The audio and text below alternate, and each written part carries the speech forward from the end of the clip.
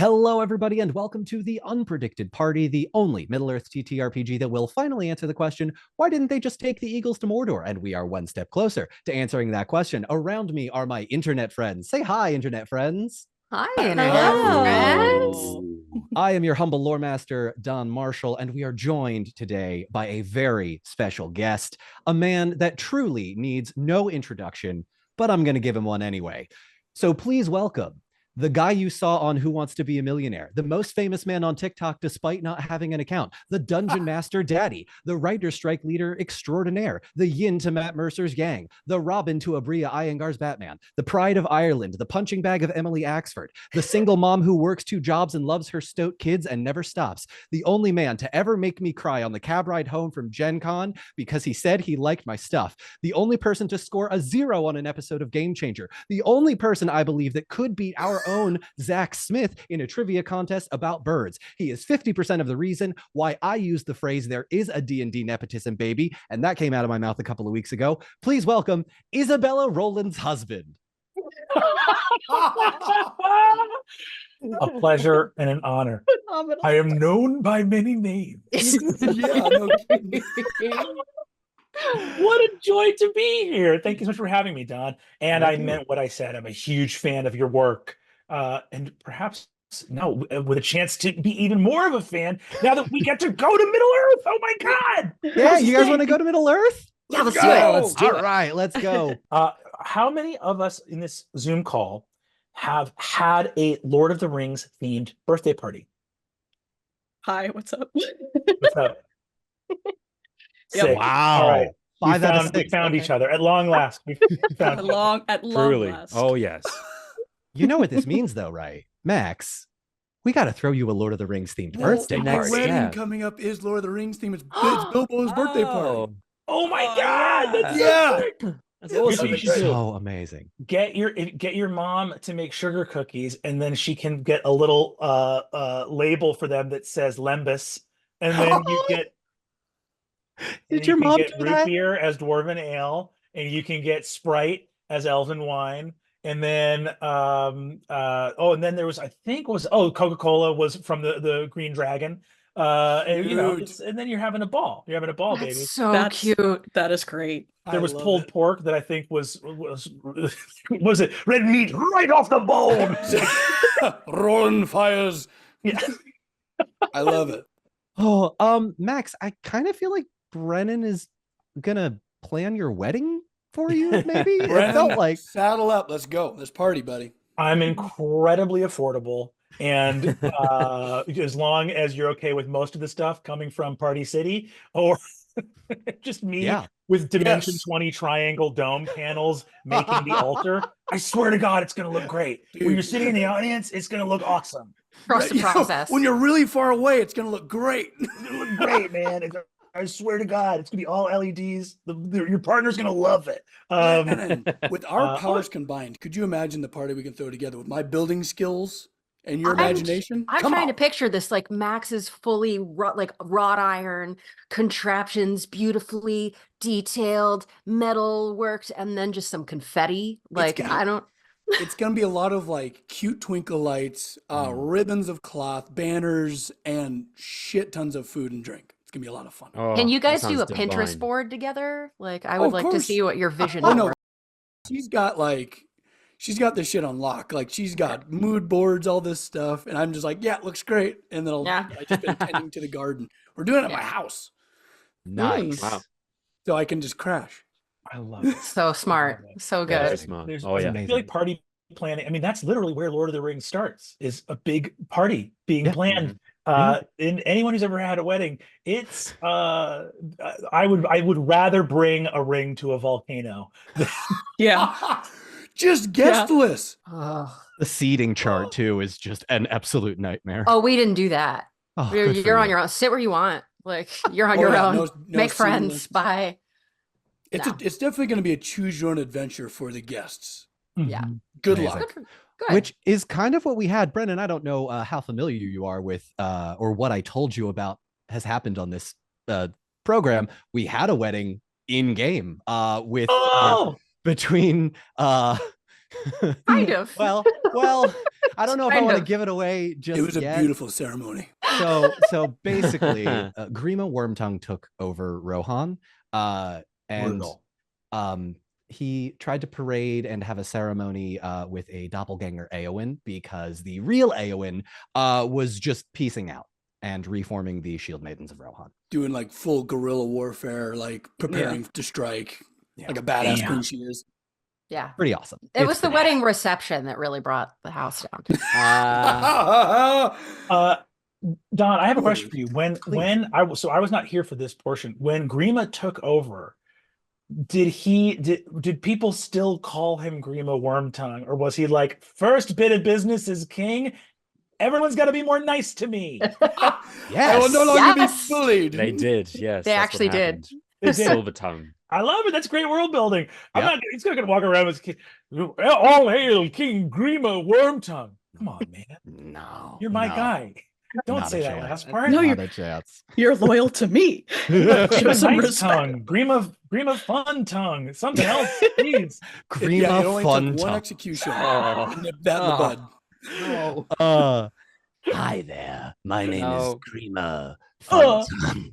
Dude, he was awful. Brennan, it was horrible. Yeah, no, Fun tongue is worse. Fun tongue is worse. We're done. Mr. Fun Tongue was my father. Well, we have found the first clip I'm going to post to TikTok. Beautiful, perfect. Holy shit. I imagine most of these will go viral. Oh, okay. Yeah, we have a game to play instead of just talking about weddings. Sponsors. We will plan your wedding during the Unpredicted after party. All right, let's keep it going. We have a few announcements that we have to get through before we are getting to the game proper. If you like what you see here today and you would like to see more, you can support us over at my Patreon, where you get the Unpredicted after party. That is patreon.com/DonMarshall72. It will be in the description of this video or in the podcast. After every episode, we sit down and we chat about what happened. And if you think, wow, that sounds like a lot of Dimension 20s stuff, buckle up, because the similarities don't stop there. We also want to thank our sponsor for this stream, The Rook and the Raven. For those of you that like to take notes during your stream, you can check out The Rook and the Raven for customizable TTRPG notebooks. And if you're anything like Tori, who has gone through 3 notebooks in this campaign already, you can go to therookandtheraven.com for all of your TTRPG note-taking needs. Also, a special thanks to the folks at Free League Publishing. Free League very graciously sent us an advanced copy of their TTRPG, The One Ring, more than 2 years ago now, so that we could get a jump start on playing this campaign before it even came out. So huge thanks to Free League Publishing. You can go to freeleaguepublishing.com to get anything from their site today. It is not just The One Ring. They have stuff like Blade Runner and some Walking Dead stuff and some really cool Norse mythology. There's something for everyone there. Go check them out, freeleaguepublishing.com. We will have a break at the about 1 hour mark. So if you need to get up, stretch your legs, get water, you can do so. We also have a few very special thank yous. First, the artwork that you will see later in the session is done by Sarah M. Shunky. She is at Sarah M. Shunky on Instagram. Today's battle map, if we get to it, is done by Little Wit the Cartographer. You can find his services on Facebook. Just search Little Wit the Cartographer. The music that you will hear is crafted by Cullen Vance. You can stream all of his music on Spotify, iTunes, Bandcamp. You can also go to cullenvancecreative.com. During the very first 3 episodes, I used a few of his songs from his album Rewild, and I am thrilled to say he has just re-released the remastered version, and it sounds even better, if that were even possible. Finally, I would like to thank my wife. She goes by Nat20Wife across all social media accounts. And without her, the viral video of Brennan saying that I am the best guy talking about Lord of the Rings would not have been filmed as it was, and leading to this moment. So thank you so much to her, and thank you for helping me craft this session, because a lot of fun stuff is going to happen. You guys ready to go? Yeah. Oh, yeah. Let's go.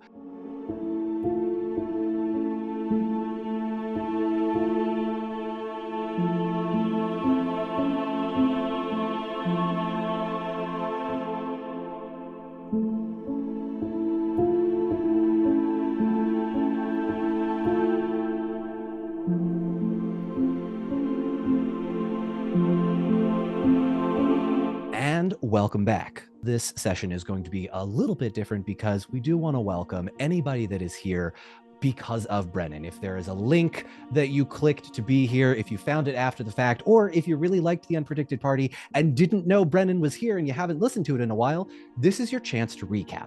However, I try and make a recap with a guest a little bit special. So we are going to start with an in-game recap.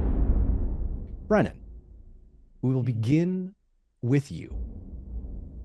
Air. It's a deep cut. I don't know if anyone's going to get it, but you're falling. Gwaihir, the eagle, the Wind Lord, the king of all birds in Middle-earth, has betrayed you, and the elven ring burns hot on your hand. You knew Boromir's idea was risky, but it was one that you deemed worth taking. I'm going to ask you, what spell do you use as you realize you are plummeting to almost certain death, having fallen off the back of Gwaihir the Windlord as he attempted to wrest the ring from Frodo?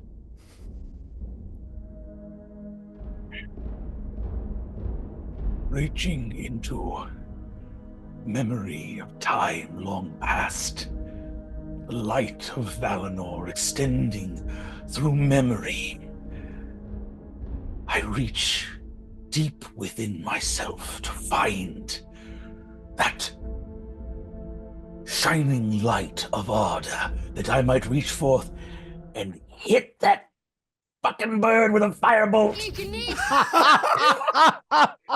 Oh my god!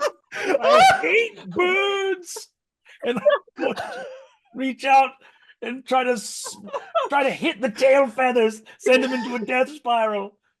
Okay. Phenomenal. I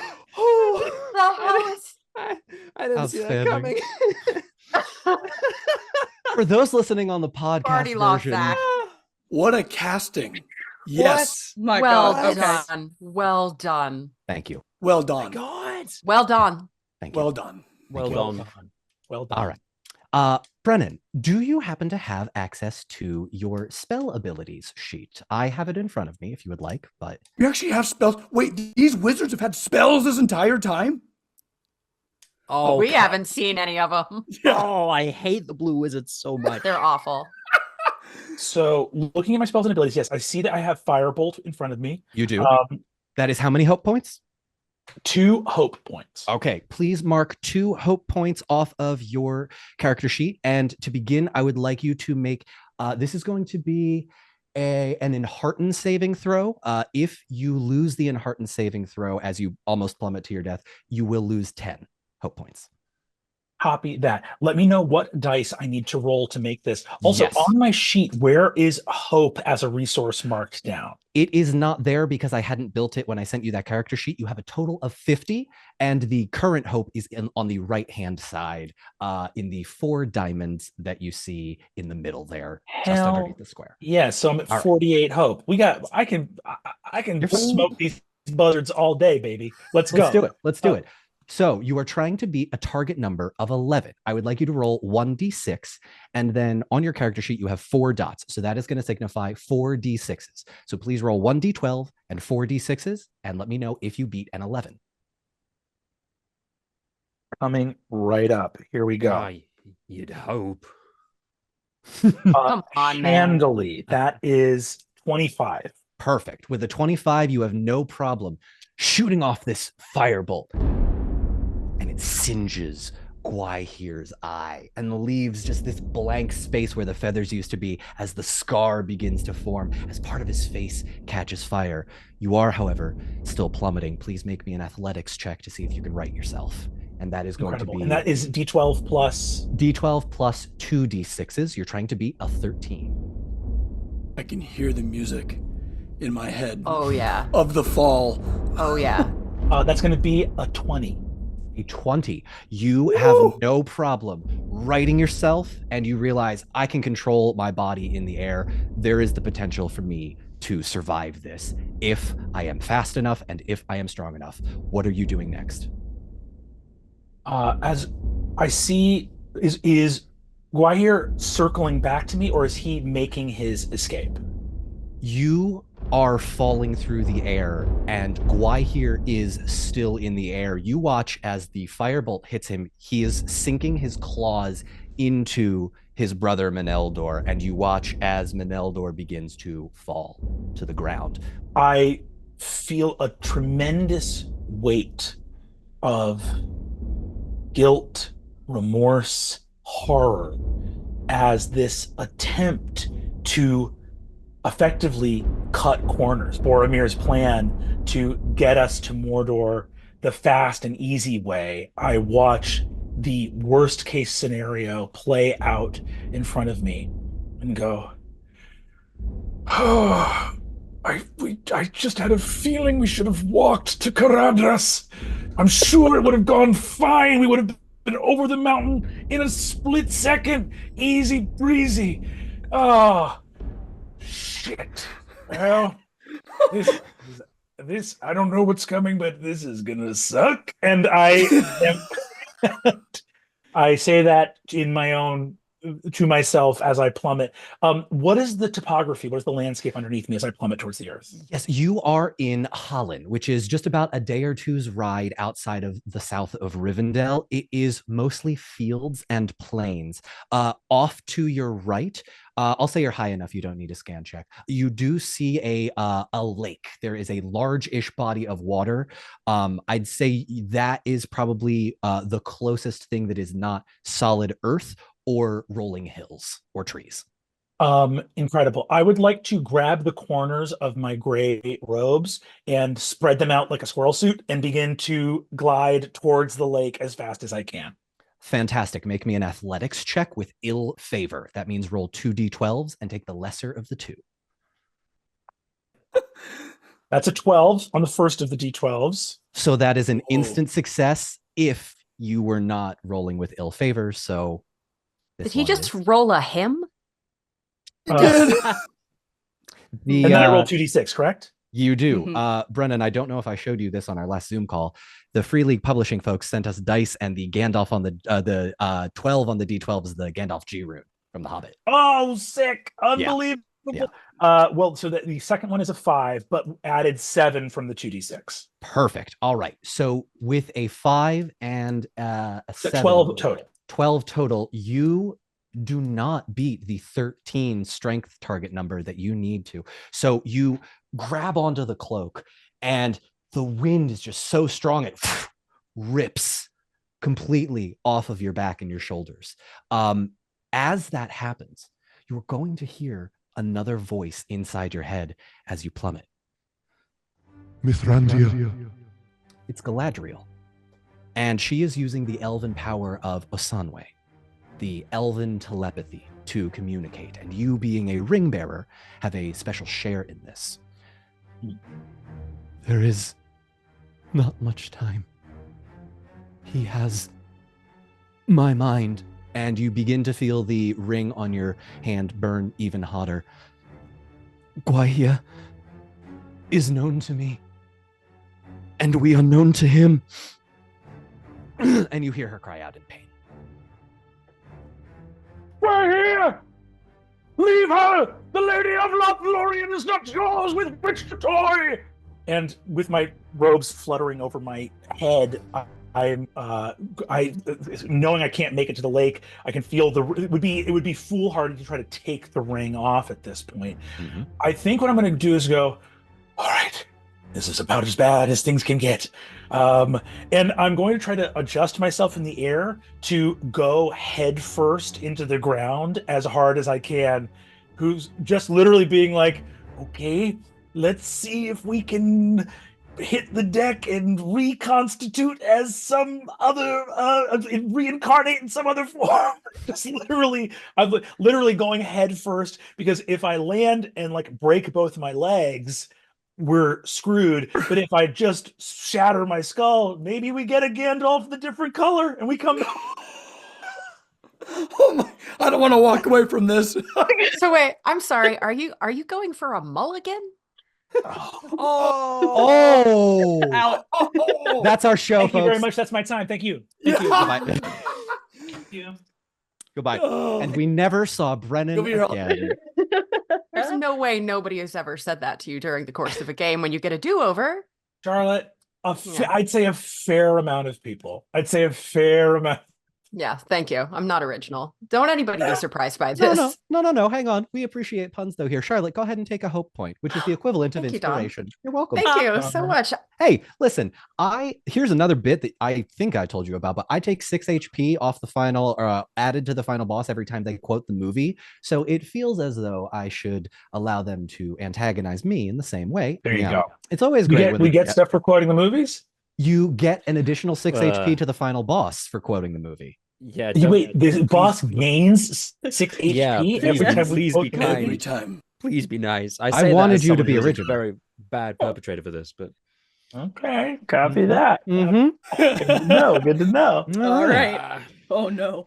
I need you to make an athletics check. And again, I'm really sorry that it's me doing this to you. I would like you to roll it with triple ill favor because you failed your first one. So please roll 3 d12s and take the lowest of the 3 as you attempt to plummet to your Triple death. Triple ill favor. You're just I've- making that up. Watch this. we've never Hey, had Don, that what's the number before. I'm trying to beat? What's the number I'm trying to beat right now? You're trying to beat a 13 with 1 d12 and 2 d6s. Watch this. Watch. Okay, I'm watching. That's a 4. That's pretty bad. Okay. That's a 5. Just don't roll a 1, 2, or 3. Mm-mm. Mhm. Okay, it's another 5. So that's a 4. Okay. And, so I just need to get a total of 9 on 2d6. 9 on 2d6. You Roll got the first one. That's a 3. So now I need to roll a 6 on this last one. Here we go. 3. Oh, too bad.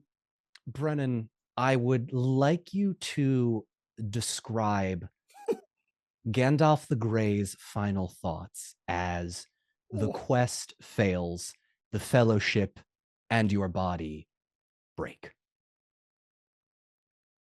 Plummeting towards the ground, attempting to maneuver myself into an advantageous position, I think of Saruman confrontation at Orthanc. I think of all of the years of Bilbo holding on to this ring. The fact that in the quest for the Lonely Mountain, I was I was in the company of the ring while we were at Erebor. It's been under my nose this whole time. And I think as I struggle and the wind buffets me and I'm just trying to get in position to make this fall, give us some hope, I can feel the ring burning into my hand. I go, oh shit, and feel it not work and go, I gotta fucking quit smoking. And then I hit the ground. Okay. These wizards, man. I was fucked Perfect. up. I was just too fucked up for too many years. I didn't have my eye on the ball. I just did not have my eye on the ball, man. I Should have smoked that old Toby before we left. Shit. I was smoking it like when I woke up and when I went to bed and a couple times throughout the day. I just was not in a good place to do my wizard job. Is anybody else imagining Merlin from Sword in the Stone where like yeah, Yes, yeah. absolutely, robes are like yes. flapping up and he just has his little chonies on underneath? Blow me to Bermuda. Yeah, exactly. Oh God. All right. You hit the ground and are instantly killed. The next moment of consciousness Good grief. is not exactly what you expected, because as you feel the darkness take you, you feel life in you again, which is 6 HP off the final boss. That is my bad.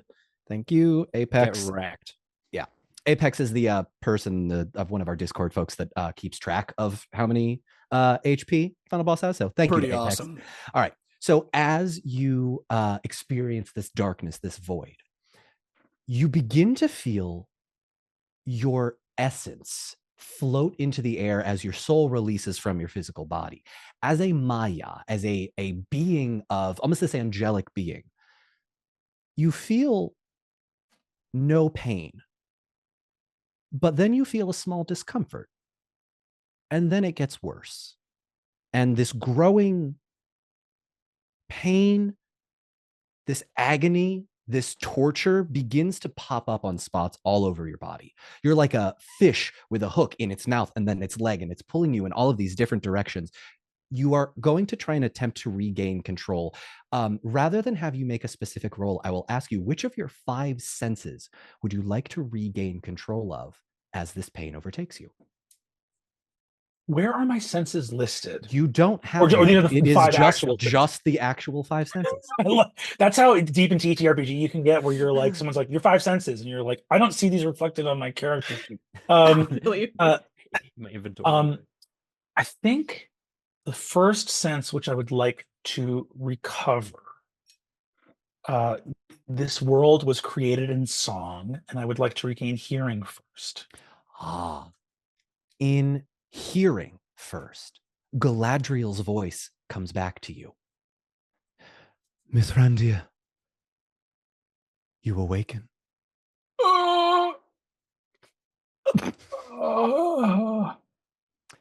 Yep. Yes, Galadriel.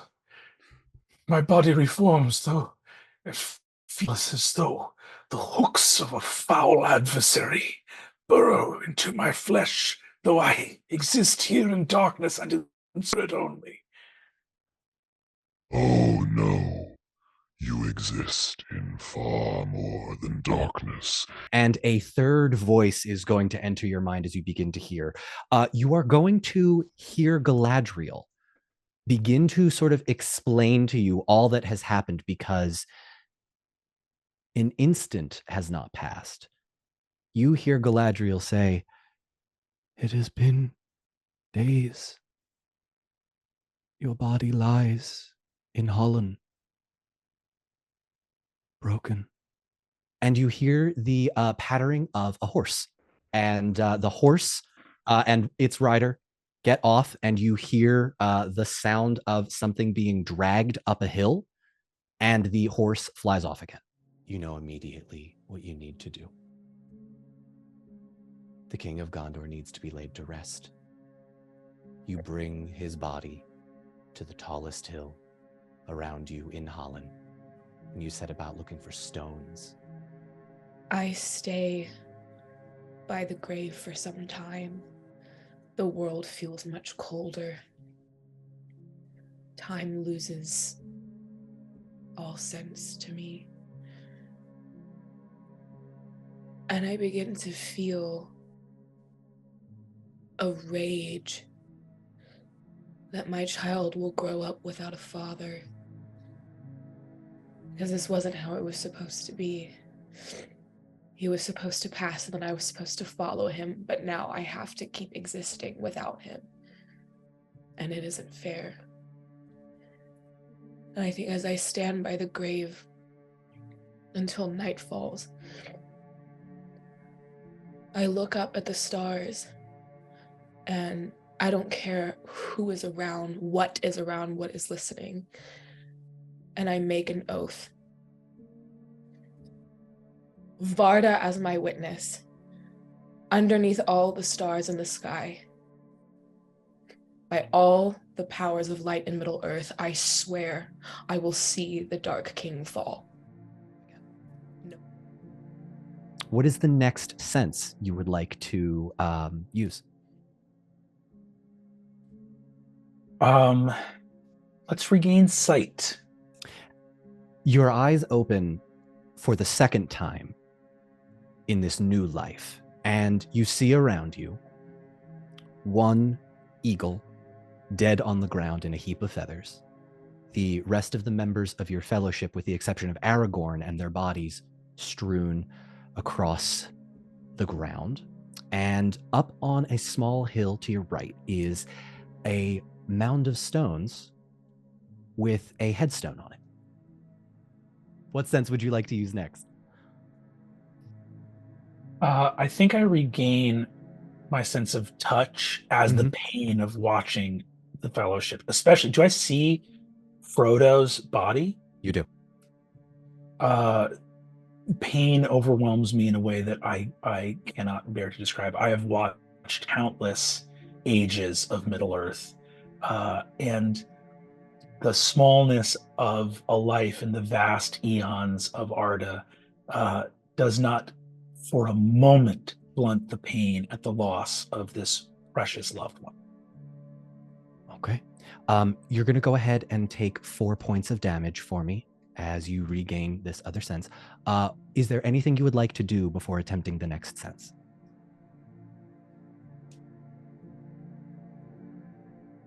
The feathers are Gwaihir's brother. Landor Hall. Or excuse me, Meneldor. Yes. And then my companions are here, but I don't see Aragorn. You do not see Aragorn, no. I will, before regaining the next sense, I'll just look cursorily to see his tracks, to see if he landed and survived. Make a scan check for me. What yes, this is 1d12, 2d6s. You are trying to beat an 11. That's a 15. With a 15, your eyesight is still good enough that you see the headstone not too far off, and it reads, Aragorn, son of Arathorn, lover to Arwen Undomiel, father of Eldarion. Was Aragorn with us on the Eagles? Did he get buried and a headstone made for him in the days that I've been dead? Yes. I'm going to sit here for a moment and go, and it says father of Eldarion. Father of Eldarion. He knocked up Arwen before they were married. Did Elrond know that was going on? Damn, Aragorn, way to go, big guy. Oh, who the fuck came and buried Aragorn and didn't bury any of... I was friends with these people. The hell is this? What the hell is this? God, yeah. And I'll regain, as I shout, I'll regain my sense of smell. Your sense of smell, you catch the whiff of many horses coming your way as you are downwind of them. As you approach, you see feathers strewn, and the closer you get, you realize that this is Meneldor the Eagle's body. Do I get a whiff of foul horse steeds of Nazgul, or does it smell like Rohirrim steeds? Normal horses. Normal horses, okay. Yeah. I will go, right, horses on the way. Let's get a move on. And I'm going to look at my beloved friends here that I wish to honor and inter. I don't want to just leave these poor hobbits and our companions' bodies out here to rot under the sun.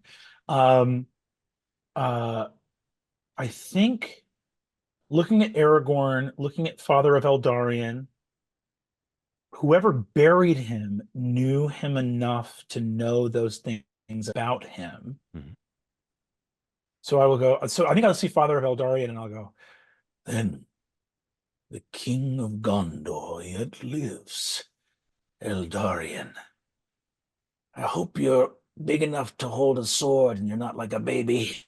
And I'm going to go and try to bury the other members, specifically, certainly Frodo and the hobbits that I feel a particular protectiveness over. They should not have come here, but Gimli and Legolas and Boromir as well. And I would like to start. Give me an athletics check. Ill favor, please. You know what I'd actually love to do if possible? Yeah. I would love to reach out speak with animals. Okay. And see if there are any other creatures around here that are maybe more suited to burrowing than I. Yeah.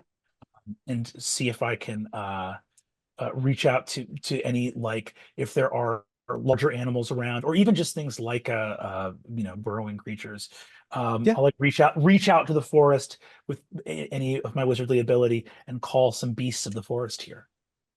Absolutely. Go ahead and mark those hope points off of your character sheet. And go ahead and make me a lore check, please. This is going to be 1d12, 6d6s. Machi. That's a lot of d6s. 24. 24. Hang on. I need to make a competing roll. This is going to be contested. Okay. 5, 11. Okay. You reach out with your mind in this attempt to communicate with animals, and immediately the hooks start again. Even with a 24, the voice inside your head, that third voice. No. It's time for Gandalf to play dead. And you feel your hands snap your own neck and you fall to the ground. You also, though, retain a sense of consciousness and are seeing things through the eyes of whoever is in charge of your body. So what you see over the course of the next day or two is your body being lifted into this cart as 5 elves and a dwarf take you back, and your body and the rest of the fellowship back to Rivendell. Eladon, still looking at his brother, looks over at you, Beery, and goes, "We will not be doing anything, Master Dwarf. You and your compatriots will be escorting the bodies back to Rivendell." You also would overhear, in having the hearing sense there, that it was Arwen that buried Aragorn and has seemingly fled to who only knows where. You are also going to see the dwarf hear you as uncontrollably your body begins to stir and make noise, as the bones begin to crack and writhe, as the dwarf, whose name you've learned is Beery, peeks up under the flap of the cloth that's hiding all of the bodies, and your body jolts up, and Gandalf's head tilts and goes, You again. Oh, come on! Oh my god! Okay. And Gandalf's left hand He is glowing. Oh, he's got the ring. I knew it. the ring of fire. Dang it! I got a Gandalf. Yes! Tennell, You Gandalf. Hold on, let me just like a cat. She just grabs his arm and pins it straight down onto the ground, like you do puts it. her knee in his chest. Halloweth, you watch Tennell perform this incredible feat of acrobatics. It kind of impresses you at a moment. I am. Acting very quickly, you put the bow down, draw your sword, and just quick as you need to, cut off Gandalf's hand. The burning sensation of your ring of fire fades, and the hooks fade, and you hear Galadriel's voice yet again. Mithrandir, you are severed. Galadriel, things are going about as bad as they possibly could.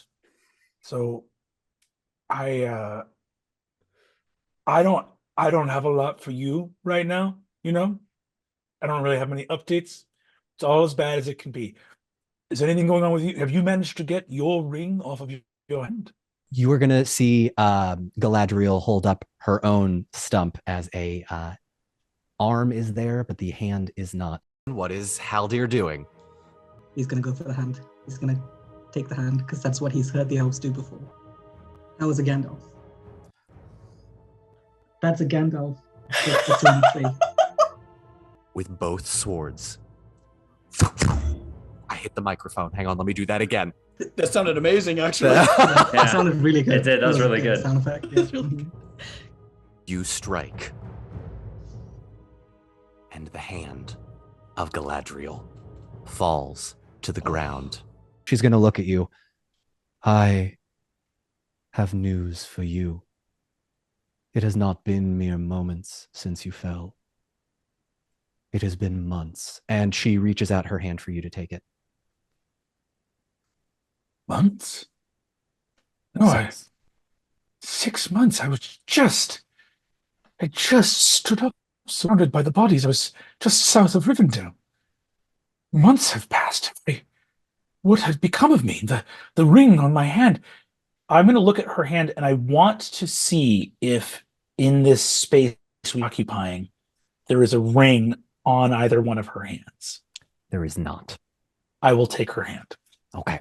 As you take her hand, immediately understanding comes into you. If you have watched Doctor Who, this is the equivalent of passing on memories. It's a Vulcan mind meld, and you see Galadriel standing next to Ulmo, the Valar of the Undying Lands.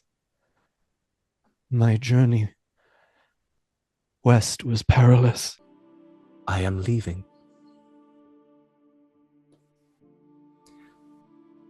Grey Havens. Yes.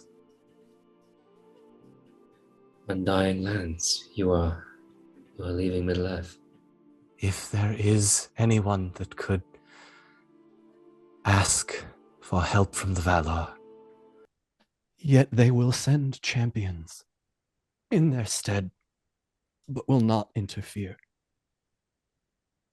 You are one such champion, but you must be armed with the knowledge of Middle-earth. And you see, and are basically taken on like a 30,000-foot view tour, Indiana Jones style, with picture like a map, you quick zoom in. You see the forest of Lothlorien shatter into a billion pieces as the Malorn trees crack and wither, as 3 elves and a dwarf stand in the midst of this desolation.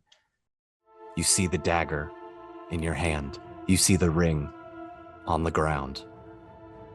You bring it up. You bring it down into the ring, and you watch as for a second time, the ring's band splits down the center.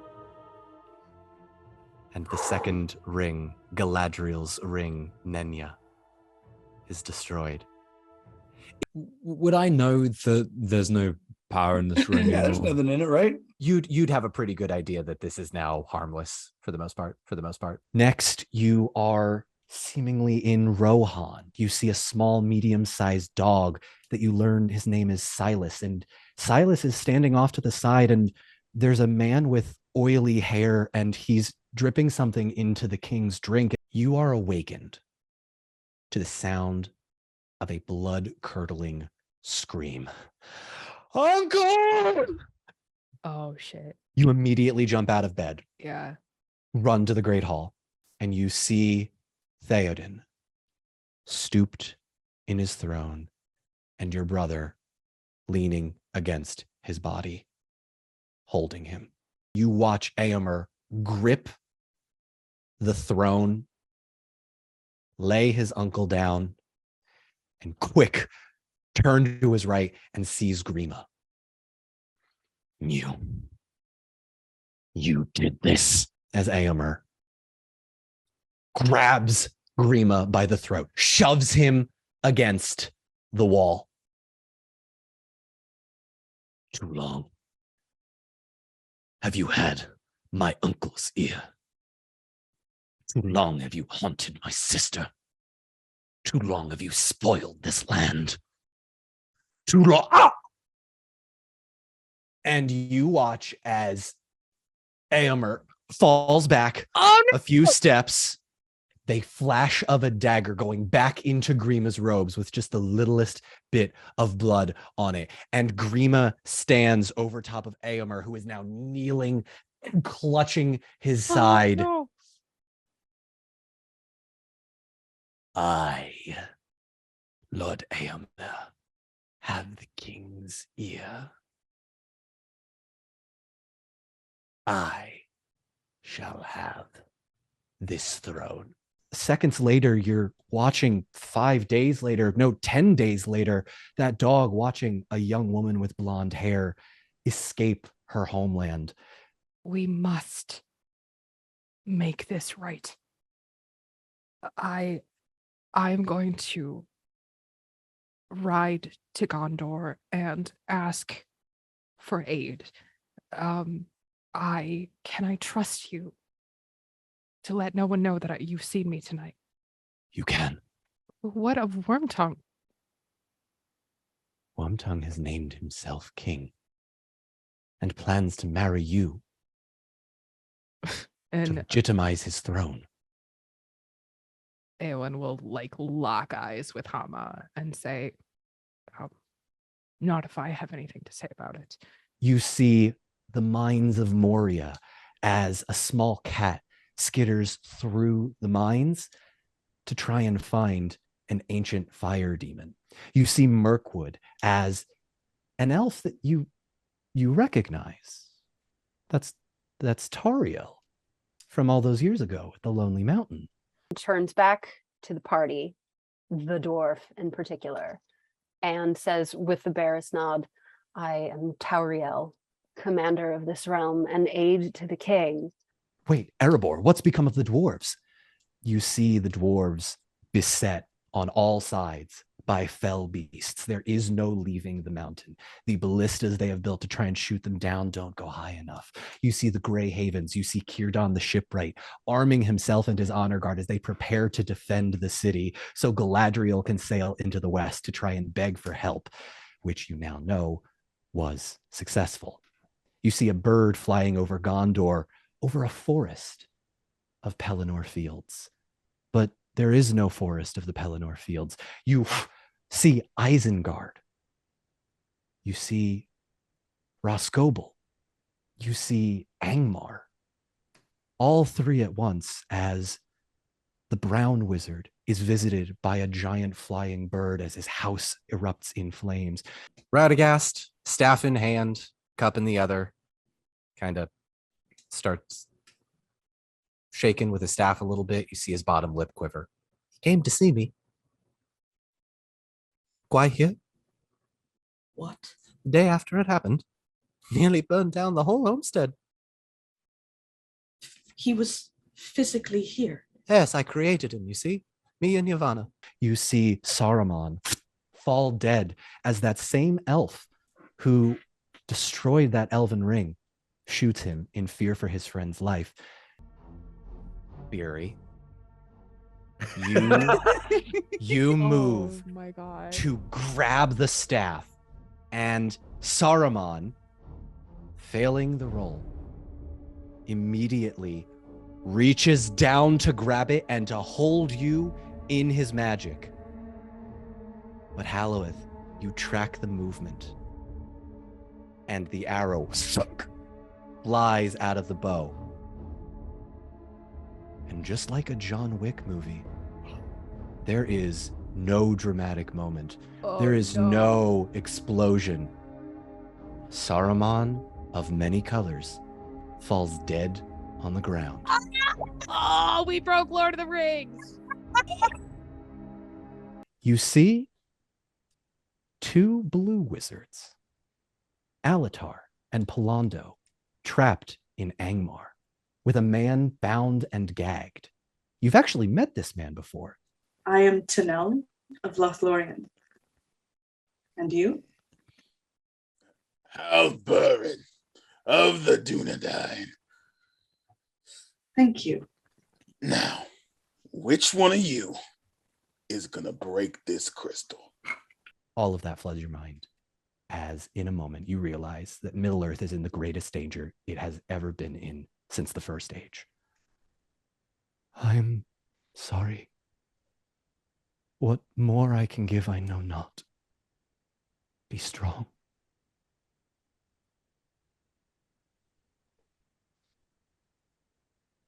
My lady, Galadriel, with this knowledge you have given me, I shall return as many times as the Valar require. The people of Middle-earth are in peril. We must to their aid at once. Good luck. And the energy surges through your remaining hands, and you wake up in Rivendell. We are going to cut there to to the shores of the river as the party of 3 elves, a dwarf, and a couple of pirates get down up off of a boat as Halloweth the elf, Tanel, the elf, Tariel, the elf, and Biri, the dwarf, walk out of the boat and towards Faramir, who sits with 2 armed guards beside him in a wheelchair. Very rudimentary, very thrown together. And the 4 of you see that he has lost both of his legs, just below the knee. You must tell me of your time abroad. Arwen speaks very highly of you, but please, Gandalf should return any moment. And he gestures for you to follow him into the city.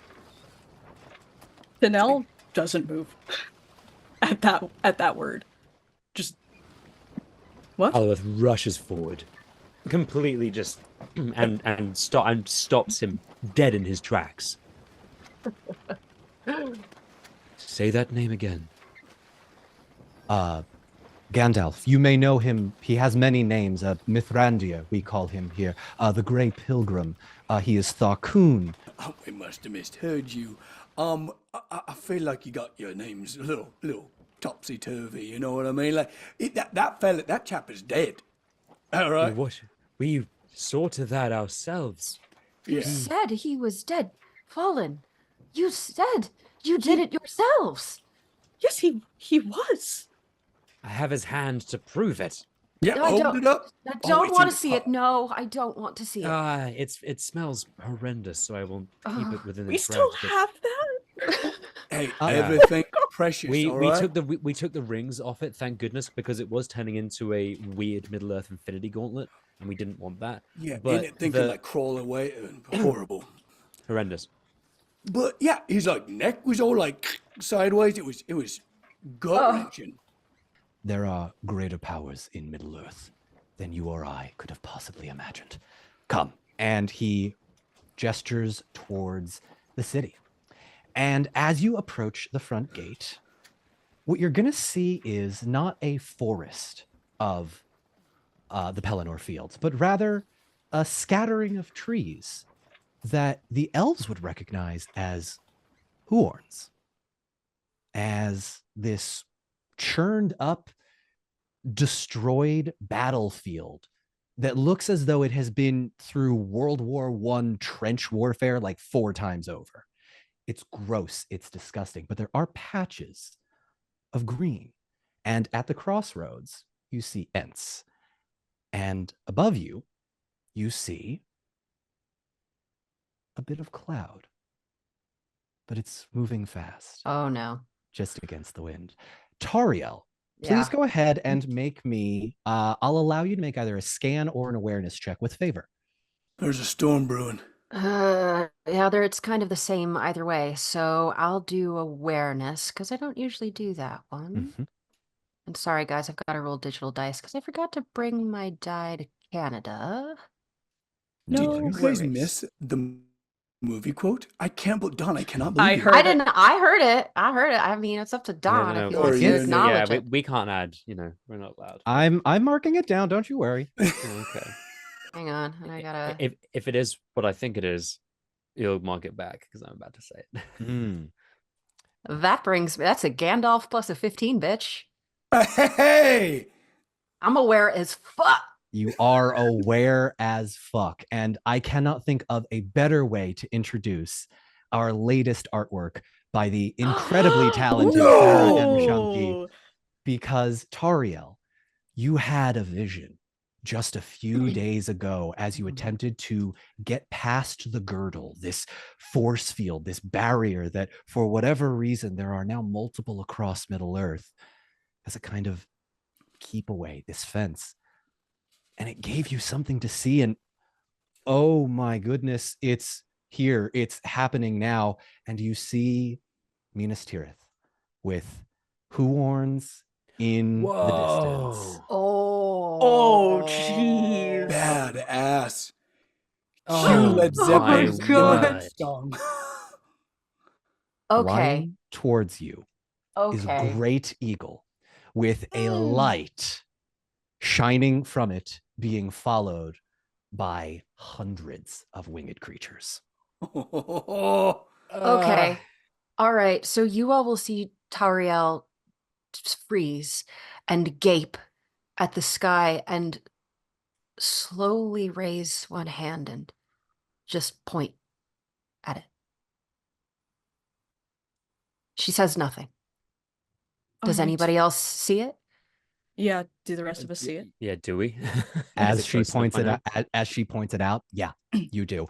Gandalf, as you land in Pelennor Fields / forest, seeing Faramir close to the gate, you notice that Tariel from nearly 60 years ago is there. And isn't that the elf that cut off your hand? And isn't that the one that suplexed you? And that's the dwarf. You recognize these people. We haven't any time. And I'm going to surge forth to them and look at Toriel and looking at the approaching birds. I'm going to look at all of them and go, we are beset on all sides. Danger rises. Middle-earth has never faced a threat this great. I am aware that several of you have suplexed me in the past. You're alive? Mithrande, beyond all hope you return in our need. Son of a bitch.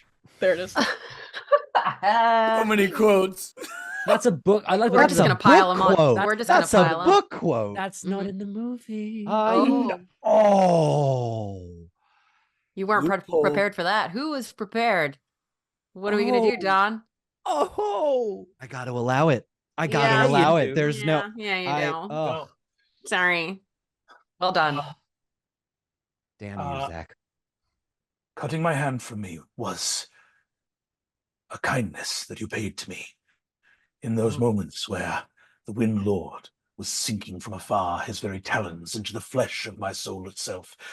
We must make for Minas Tirith right now. And I'm going to try to rush back to the city as these like Huorns and other people are descending on us. Don, has Gandalf fully reconstituted? Like both of his hands are back? Like he's got both of his hands. Oh, Holy that's good. I was crap. expecting like a Deadpool, like a baby hand. Like, Oh God. Horrible. So cursed. Just Beery imagine has his wyvern shield up and he's trying to like guard the party a little bit, and he kind of whispers behind him, "Do you trust him?" I think we have no choice. With my life. and with mine. Lowers the shield. And Tariel also turns to Halloweth and says, I thought you were much better at killing. You one-shotted Saruman. I don't understand how this is possible. He was dead before we even met him, and now he was dead again. I simply took the hand. And kept it. Right, I understand. One-shotting Saruman, trivial. That guy barely. I've been telling him, man, just some cardio. Get out of the tower. Alouette's ego is completely deflated. You have not. That was his like real thing. He was so proud of this, and to have Mithrande himself. Oh, that's fine. Damn. No problem. Saruman. It's rough. Saruman got the #1 spot from all of his knowledge of ring lore. But I want to be clear: for Radagast's birthday party, we arm wrestled. Saruman started crying. He straight up an incredible member of the Istari, but not the guy you want to go shot for shot with. You know what I mean? Mithrandir, it seems a very low bar to clear, I must be honest. Have you met the Blue Wizards? They're not doing well. No wizard anywhere in Middle-earth is doing well right now, I'm afraid. All of this ruin visited upon the face of our world because we didn't want to walk, man. We just didn't want to walk. I don't know what you were thinking, Mithrandir. This is Faramir from the chair. It was your brother. It was your brother, Faramir. He spoke wisdom. He spoke of counsel. You tell me this now? It's been weeks. Your brother Boromir spoke at the council of the great eye, of this being a weapon for all peoples. Oh, this again. And, I thought he needed a win. He really got at the council, he got shut down really hard. It was kind of embarrassing to watch, if I'm being honest. Aragorn stood up and immediately everyone had been fighting, and then everyone kind of joined and ganged up on Boromir. And then afterwards he seemed really sad and he was like, I think we should take eagles. And I was like, we gotta let this guy, we're not gonna bring the ring to Minas Tirith. Let's hear out the eagles thing. And I won't lie, it's a long way to go on foot. It is. It's just a long, long way to go on foot. Especially traveling at night. You try secrecy. I mean, that secrecy or speed. It's. Well, I'm sorry you had to go through that, and I mourn the loss of my brother. But he was a headstrong and foolhardy man. You are currently being followed by any number of birds, if I may. I was going to ask, are we Sorkin walking talking? You are Sorkin walking talking as the Ents rolling begin and to, talking for Theron. Yeah, kind of. Yeah. As the birds begin to descend upon you all, you are going to see Faramir look undisturbed as he gestures to his guards. The guards give a sort of signal out into the field, and you watch as these Ents and Huorns, as few and far between as they are on the screen you see, begin to walk towards the birds. And in their hands are enormous stones. And the closer these birds get, the more rocks they throw as and a fell beast falls to the ground, and that's an entire flock of the Crabine of Dunland, and 7, 8, 9 rocks in a row, all out up in the sky. Clayton Kershaw, is that you? You're gonna see Faramir say, "It seems you were followed, but our defenses are prepared this time, Gandalf. Come, we shall have a council." And the trees are on our side. Some of them. Come, we have much to discuss. And you guys are going to be led through Minas Tirith. And I don't want you to picture the thing in the movie. I want you to picture Minas Tirith as if nobody has left the city in 6 months. Nobody has had food in 6 months. Nobody has had a clean source of water for the most part. It has been destitution. Imagine a zombie apocalypse and you're stuck in the rec center of a podunk town. It is bare bones. The people that you see in the streets are hungry and starving and making what life they still can work. And it's like this everywhere. And yet, there is a sense of hope. And you hear mutterings of the Lady Arwen here and there, and her great victory at the Battle of Pelennor Fields as the great vines and the great forest were overtaken and destroyed, and the Huorns driven off, and these new Huorns that they thought was the second attack become this stalwart defense for the city. So despite the hopelessness of the situation, you feel as though it could potentially be rekindled. Faramir is going to lead you up to the top of the city on the 7th level of Minas Tirith in the Citadel. Sit you down in the chambers just off to the side where the throne room is, and sit down with all of you. I imagine all of you have questions and perhaps answers. Knowledge may be shared here, and I would learn what you have learned. Please. I think we have a great many questions, and Tanel kind of just turns and looks at Gandalf, and I would like to apologize if you were aware of what happened several months ago. Forgive me for attacking you. I did think you were going to kill me. No. Everybody who attacked me was doing absolutely the right thing. You witnessed not myself, but a creature enthralled to the power of the ring.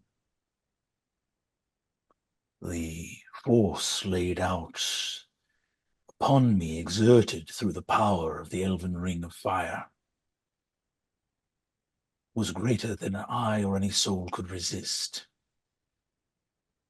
There are some who could withstand the call of the One Ring. They lie dead south of Rivendell. Yes, I'm sorry. We did what we could to give them a proper resting place, if that is of any comfort to you.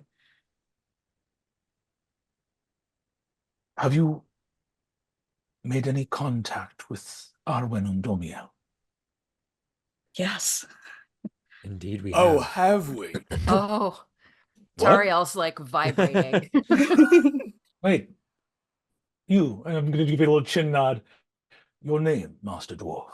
Oh, hello. It's great to meet you under much better circumstances. Things really got out of hand last we met. And I'd say they're still pretty out of hand, but yeah, it's nice to be inside for sure. Would you like the hand back? And he just no, not now, Alueth. Damn sorry. it. Well, I'm Beery, son of You know Rogue. what? I actually would like the hand back. Now that you mention it, God. now that you mention it, I don't think I'm going to enjoy having it, but I think I will enjoy you not having it. So yeah, I think this is going to give Halibut a great pleasure because this is so he kind of like sheepishly takes to kind of uses his rag to take it out of the bag and generally just Oh, all right, Halloweth, give him a hand. You go. Oh, Charlotte. Take another hope point. Thank you. Have to reward this somehow. for that. Okay, I'll take it. Fuck it. We could have buried our shame, but instead, nope, it's there. Here's Still we there. deserve this. Why not? Taking it. Yeah. Gandalf, what do you do as you grab your old hand? It's so upsetting. Well, I almost didn't think this would even be how this worked, but here it is. It doesn't still have the ring on it, does it? No, that was destroyed. Thank goodness. I'm going to take it and just sort of put it in a pocket of my robe and say, we have beheld things of great peril already today, and now I have beheld my own hand after all the beholding it did for me. And now it rests in my pocket. I had a friend that had a riddle about stuff in his pocket one time. Well, a hand. Tough couple of months, gang. Tough. Yes. Mithrandir, how are you here? Yeah, last we saw you, you were very, very dead. And you have both your hands? I am a wizard, and I move in ways both strange and mysterious. I'm an angel spirit. I went to the Undying Lands and came back. I don't know why I wasn't more open about it. I honestly don't know why I even asked. It was so great when he told me. I was just sitting here like I thought you were dead, and then he was like, "No, I'm actually an angel." It's great. I'm basically like you've ever heard of a Balrog? Actually, Yeah. We killed one of those actually. Yes. So so those are a lesser form. I'm a little like a step up or two from them, and I'm in the same category of being that Sauron is in. So when you think about wizards, that's not like a thing. You couldn't like read a book, for example, about how to do this. You kind of have to be spirit sent from the Undying Lands, and so it's not even a question of how did you come back. I actually can't not come back. It's kind of horrifying in its own sort of. If you really sort of dwell on it, if I get knocked down, I get back up again until there's no more problems in Middle Earth. That's kind of what I kind of had a chance to clarify it with Ulmo a moment ago, but there's no real clarifying it. I think as long as stuff is bad that's happening in Middle Earth, I keep running around fixing stuff. So if you're around, bad shit's going down. This is why some people call me Stormcrow. They actually have figured it out and they don't like it. Because that's literally. Oh man! If I were ever to be gone, it would be the best news. Inadvertently, it's not that me being gone would make it be good, but if I was gone, you would all know that you had actually locked it up forever. So that's pretty cool. How many? So you get infinite do-overs? Is what I'm sort of a constant body horror loop. It's sort of a yes. I have. It sounded mystical until you described it. It's a This little is sort of grim. why we had a rule when we came here. Saruman was like, "Call yourselves wizards. If people ask questions, just kind of wink, bail on quests in the middle as often as you want. Just dip, just fully dip from whatever's going on, sort of frequently." And I said, "What's the point of that?" And he said, "Because if we ever explain our deal, it's going to come across really logistical in a way that will, I believe, harsh the vibe." And so my intention was simply to, but I think things have gone so bad that it's worth saying the truth, which is that yes, the Council It's of that the bad. Wise, the Council of the Wise is not a voluntary organization of powerful wizards that learned their magic within the halls, byways, and dungeons of Middle-earth, but rather a group of spirits selected by the Valar to come and address the many great evils of Middle-earth. But as we have discovered, Mithrandir, it seems you are not the only Maya that has been sent. What do all of you know of girdles? Halloweth, it's a girdle. What? It's a girdle. You remember now, the forest of Doriath was guarded by something called the Girdle of Melian, the elf queen. Well, not elf, the Maya, literally same power level as Gandalf. Gandalf, yeah.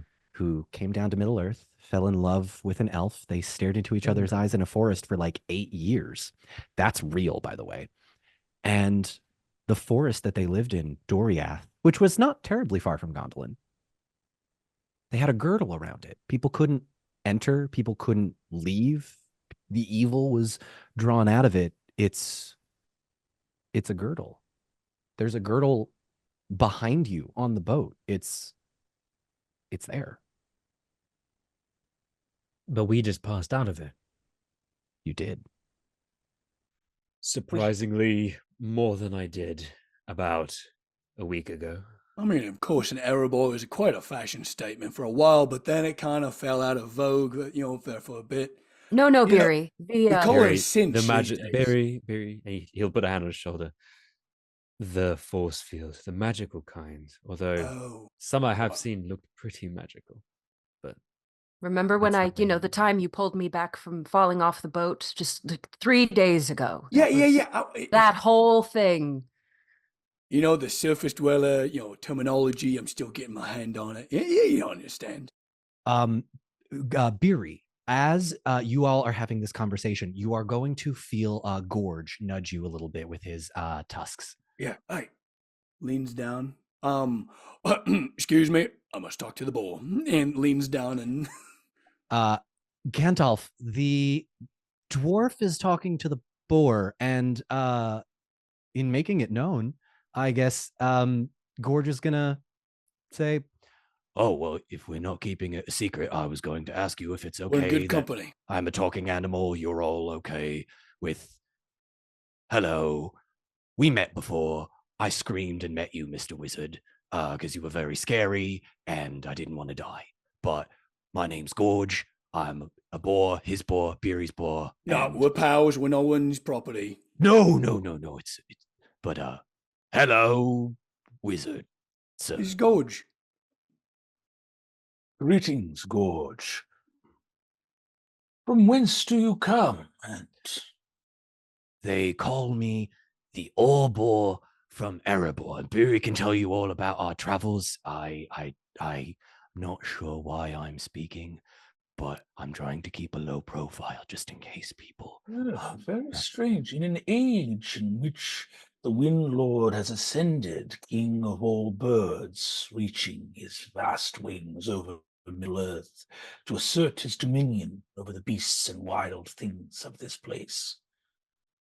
To think that a talking boar might come into the hall of the steward of Gondor. It is strange indeed, but I have felt a connection of sorts, as if one moment I was not here, and then the next I was here. And in that moment, Tanel, you are going to hear the young woman that you have been training as a kind of apprentice. Havari, the not four of you have sort of been taken by Faramir's people and just sort of like attended to as you all talk. But she's gonna come in and say, Tanel, they want us to go down to the armory. And then we're gonna find a place. I'll come find you later. Singaya is gonna show us around. She like kind of grabs Fari and goes, be safe. I will be. Singaya has her swords. They'll keep me safe. Good. Okay. And listen to them. Make a persuasion check. Oh, jeez. Persuade with this basic instruction. Even now. Even now, she will not listen to me. The apprentice. Like NPC. The apprentice. Oh no! What'd you roll? Oh no! It's an Sauron. Oh no! So Brennan, here's another thing. On top of the D12 being a Gandalf, the 1 is an Eye of Sauron icon. Ooh, brutal. Yeah, it's pretty bad. And she just. Yep. Perfect. Lovely. All right. So Havari, her sister, and Sengaya are going to excuse themselves for the remainder of the day as you all stand around. In this moment of sort of pause, Faramir is going to see all of you sort of speaking, exchanging information, and he's going to pipe up and say, if you will forgive me, my wounds need redressing, my legs. And he kind of just gestures and sort of attempts to roll off, but asking for your pardon. What is this, if I may? What is the apparatus that he's seated in? It's a very rudimentary chair with wheels on it? It looks as though someone took a normal chair and attempted to make a wheelchair without really knowing how axles work. So it's very roughly put together, but being seen carried around by a guard, you would probably get the sense it's not what he wants to do. So he, difficultly rolls his himself. Before you leave, Faramir, was it? Thank you so much for your generous hospitality and bringing us in and all of that. Of course. No offense to the elven folk, but at last, a kingdom of stone, something actually defensible around here. Thank you for your home and hearth. Of course, what is mine is yours to all of the good peoples of Middle-earth, though we may have need of more dwarves in this city. The few that are here are quite... You didn't know. Who's here? Well then, this can be my moment to inform you all. Lord Thranduil's forces and the forces of Erebor march towards the city. The vanguard arrived in the forests of Mirkwood's border not a few weeks ago. They should be several days out. There was several scouts that came 2 days ago, in fact. There are dwarves within the city. Who were the scouts? Their names are unknown to me. I would have to recall them. I can bring them here if you would like. Yes. They belong to me. The dwarves belong to you. They're not Thranduil's scouts? There are both elves and dwarves in this scouting party. I see. Never mind. Carry on. I can bring them. Would you like me to bring them here? Are there any of the elves of Mirkwood's armies here? Any of their scouts? Sort of a... Just to clarify. Is there a twink among them?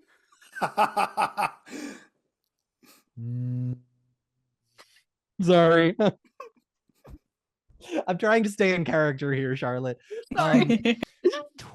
Twink. I'm unfamiliar with the phrase. A visible poet. Seems always lost. I have not heard word of a poet elf. Right. Who was he? Was he traveling with the Mirkwood forces? He was traveling with our other companions. I hoped that perhaps they had reunited, but it's of no concern. Please, go. You have business. Of course. I shall send the dwarves, Master Beery. Well, yeah, and before you leave, have you seen Master Bilbo, by any chance? And most importantly, a cart that he is expertly guarding, I'm assuming. I have not. Damn it. All right, go take Bilbo care of Baggins, you've seen him. You've met. He is alive still? Yeah, Bilbo's alive. He's a great chap. He's, yes, an extraordinary burglar and an amazing hobbit. We got into it the last time I saw him, and, you know, he had been the ring bearer, unbeknownst to us, for long, long years. Perhaps some burgling is what's needed now. Oh. He makes his way towards us. We do not know where he is, but everyone is coming here. This is the convergence, the nexus, if you will. Yes, great council is needed to determine the fate of Middle-earth. And this time, no shortcuts.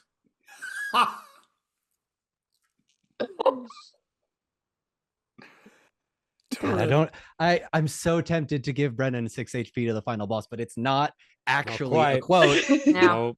Oh, okay. I could hear it. All right. But I could hear it. So close. So close. Which one was I close to this time? The shortcut to mushrooms. Oh, shortcut. There you go. Yeah. Faramir is going to wheel himself out, and the 1, 2, 3, 4, 5 of you continue speaking, and we can sort of go over all of that later. We are going to take our 5-minute break here. Thank you so much all for listening. Podcast listeners, don't worry about it. We will jump immediately. YouTube watchers, see you in 5. Bye-bye.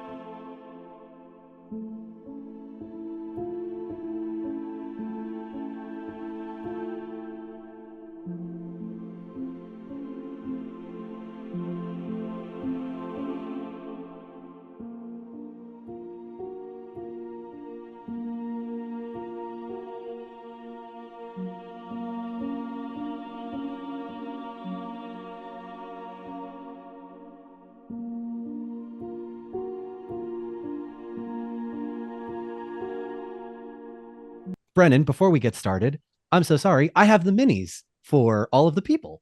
That What? Yeah, hang on. What? So here's Beery in a Yay! That pirate was hat. when he had his tricorn on. Like he's not usually wearing that. It's usually a dwarf helmet. And then here's Tariel, majestically. So majestic. So majestic. This is Tanel. Awesome. Sword, lots of arrows, huge ass. That's canon. Hey. It is now. That actually, that is. We rolled for thickness and it turned out great. Max and rolled. It was bananas. Don't know this- why. Eyes narrow at Beery. Death glare from Thranduil. Well, okay, no, I'm allowed to do that, okay? I was about to say Tanel. I'm Again. allowed to do that. I can do Tanel does the same thing she did before, just puts like one foot in front Yeah. of Beery and like half steps in front of him again. I think on the other side, like the other leg, like how that's going to step on the other side. So Just- Barry is completely obscured between the two Beery, barrels. the two butt cheeks of Halloweth and Tanel stand at eye level as you are blocked and guarded against Thranduil. I think Thranduil Can you make is an awareness is- check just to see who's thicker with two C's. Thick. Thick boy. You know what? Make contested athletics checks. Let's see Yeah. which Oh one my of you God, has a roll better for butt posterior. cheeks. Roll for butt cheeks. I got an 18 is my number. I got another 18. Tanel. I regret to inform you. No. Yeah, I see. I do see the 12. Oh my goodness. God. You maximum roll. just for max 3d6. I'm hot. Don? Yes. Based on something that Tori just said, it's come to my attention that I have not rolled for thickness. Please. Oh no, Please. boy. It was an athletics check. Brennan, get it, Okay. buddy. Come on. Yeah. Okay. Hang on, because this is important.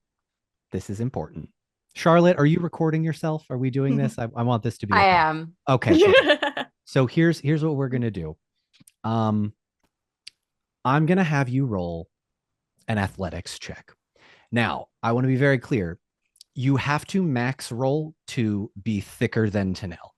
Anything else is just a spectrum of Gandalf thickness.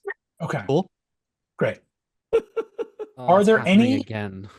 This is the moment that I need to figure out if I can break this game system. Are there Okay. special resources that I can use to influence rolls? There are, yes. So you could potentially get advantage, favor.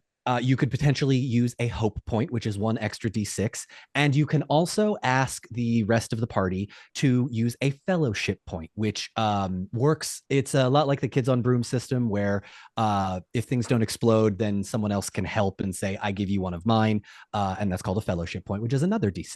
So you have a potential for 2 d6s and advantage. I will ask, what do you want to do for advantage? Tell me.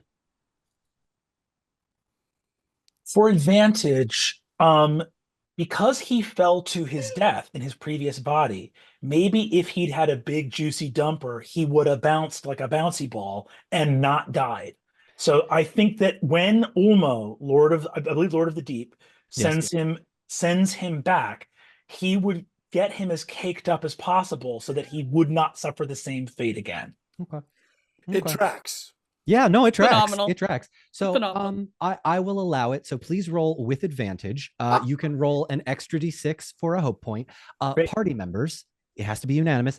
Do we use a fellowship point, or does one of you give? Oh, yeah. Fine. Okay. Okay. Mark one off. You've got 17 left. Brennan. Wait. Yes, Zach. This So is I'll happening. roll. There's not a numerical target I'm trying to hit, but I'll roll 3d6. It's the 2d6 from athletics, and then the hope. Wait. And then does fellowship give me another? Fellowship gives you another d6. We actually have 18, What so was the roll? we're going down to 17. The number is 30 that you have to beat. 30. Okay. I'm gonna roll my 30? d6. 30, yeah. That's what Tanel rolled. 3 6s plus a 12, yeah. Okay. I'm gonna roll these dice now. Let's do this. Okay. That's incredibly good. The d6s alone is incredibly good. Okay. On the d6s, I'm at a 19 right now. Ooh. So just with d6s, I'm at a 19. So I'm gonna roll I have to roll the d12s. 11 or oh wait, 12. no, I might be more than that. That's 12. So that's 10. Oh. Sorry, I'm at a 21 with Oh, just D6. you need a Holy 9. shit, a 9 or higher? 9 or higher. Here's my 2d12. Rolling with Okay. favor. Here we go. Oh my god. That's an 8. Oh. For 29. Yes. She still reigns. I still reign supreme. I was this close. Oh my goodness. You missed it by 1. Oh my god. Beery. Gandalf is double cheeked up on a Thursday afternoon. Damn. It's Such not a quite to sentence. know. It's not quite to Nell's gluteus maximus, the ultimate posterior, the derriere of dreams, if you will. But it's got some nice bounce to it. You know, he's an old guy, but he's still got it. Yeah, and Beery's at like perfect eye level of all of this. So he's taking note for sure. I want to point out that you can see mine in wizard robes. So think about that for a second. That is a very good point. Outstanding. What's got to be going on for you to look at a man in traveler's cloak and be like, I think something's going on back there. Think so. Okay, so Man, hang on, I need saw a Gandalf burlesque last year, and now Oh my I'm God, just- that's right. Yeah, That's right, you he did. transformed from Gandalf the Grey to Gandalf the White on stage with Beautiful. disrobing. It was incredible.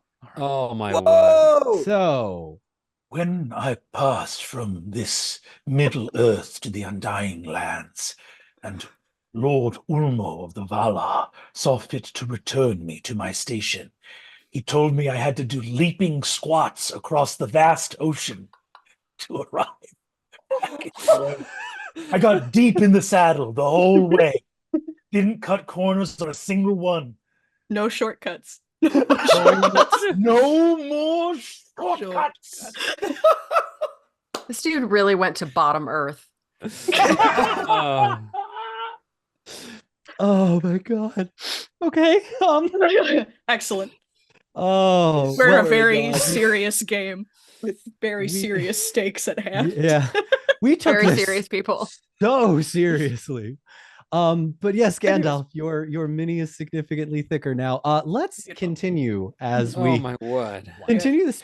And welcome back. When we last left off, we had a recap. We had a Gandalf. We had a Gandalf realizing maybe taking the Eagles to Mordor wasn't such a good idea, and you shouldn't listen to Boromir. We had an introduction of Faramir, who has lost both of his legs.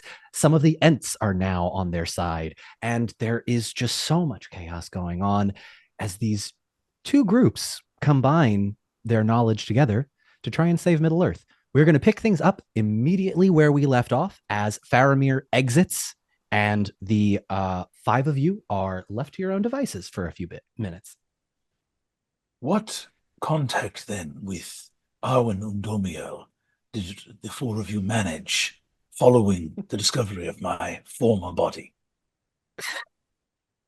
We discovered Arwen in the path of the dead.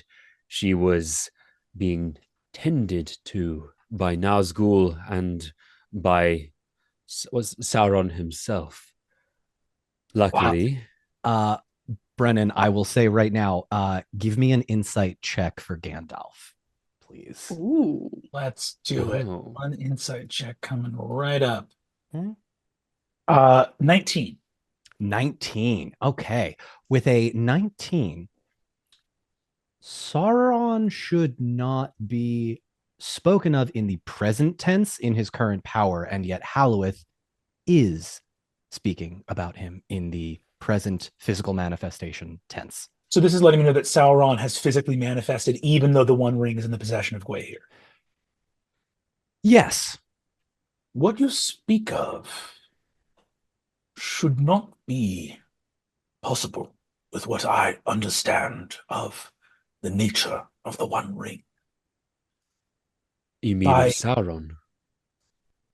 For Sauron to move in physical form was not even given to him when the ring was unworn. As Frodo moved the ring across the Shire with his companions, Sauron was left only the form of a great and lidless eye. searching across Middle-earth for the ring as much as he could. The ring moving to Gwaihir, my understanding is this.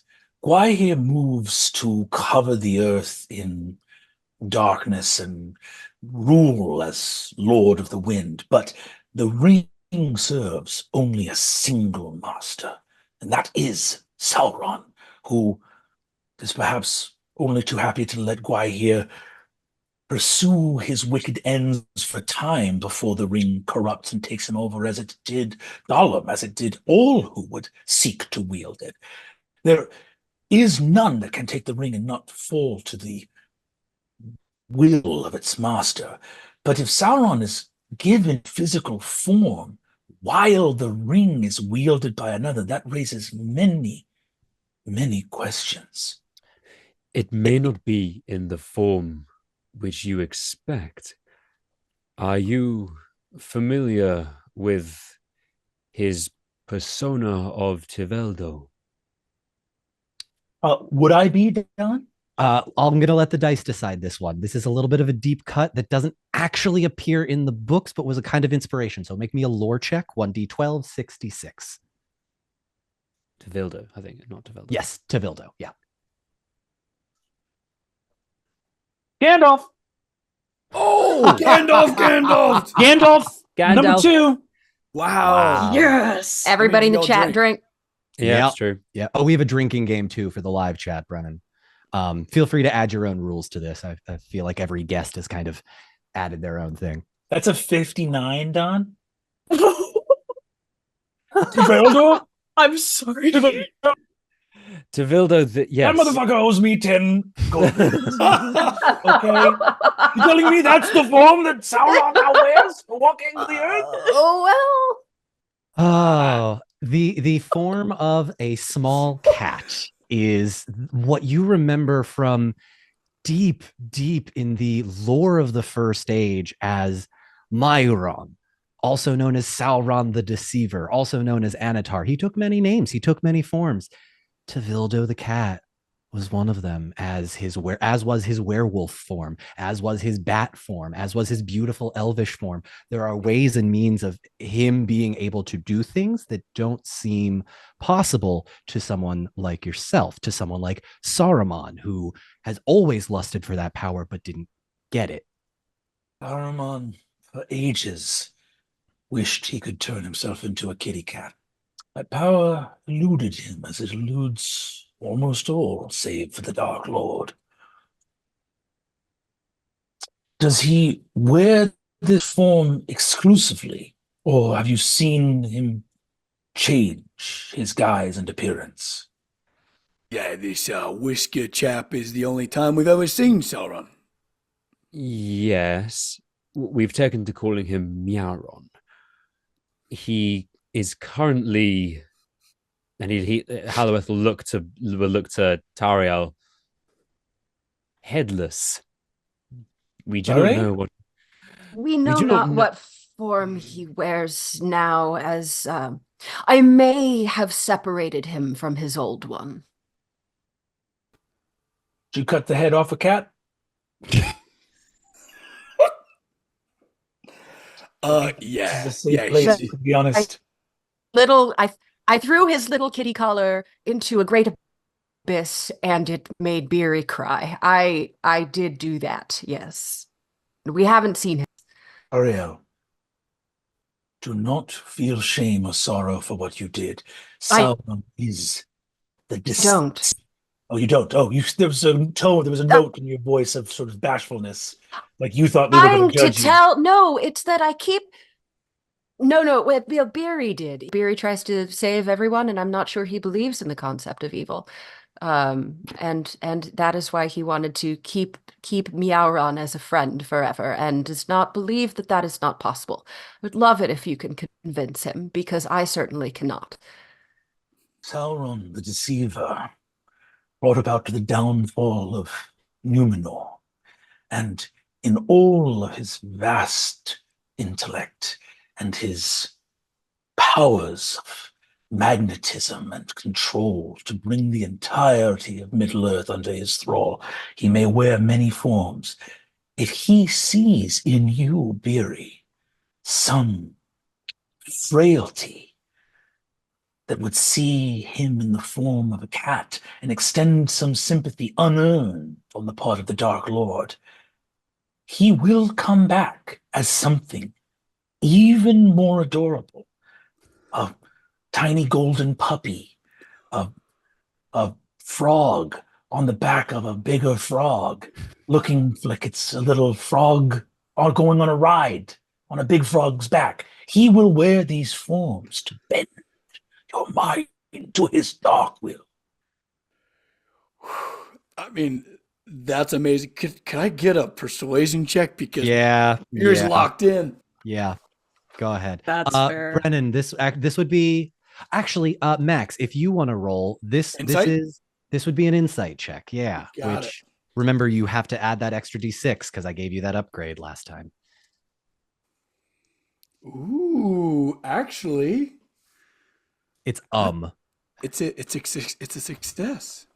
Oh, okay. Like a first time for everything. Yeah. All right. I think in this moment, Beery, you see the wisdom of Gandalf's words, and you've been hearing your friends, but it's a little bit like, well, if your parents tell you to don't do something, that's one thing. But if that cool uncle that you respect and admire, or that grandpa that lets you shoot the gun when you're visiting for the weekend, right, he's going to tell you that you messed up. And you remember a moment when that last elven ring slipped on your finger as you were fiddling with it in Mirkwood.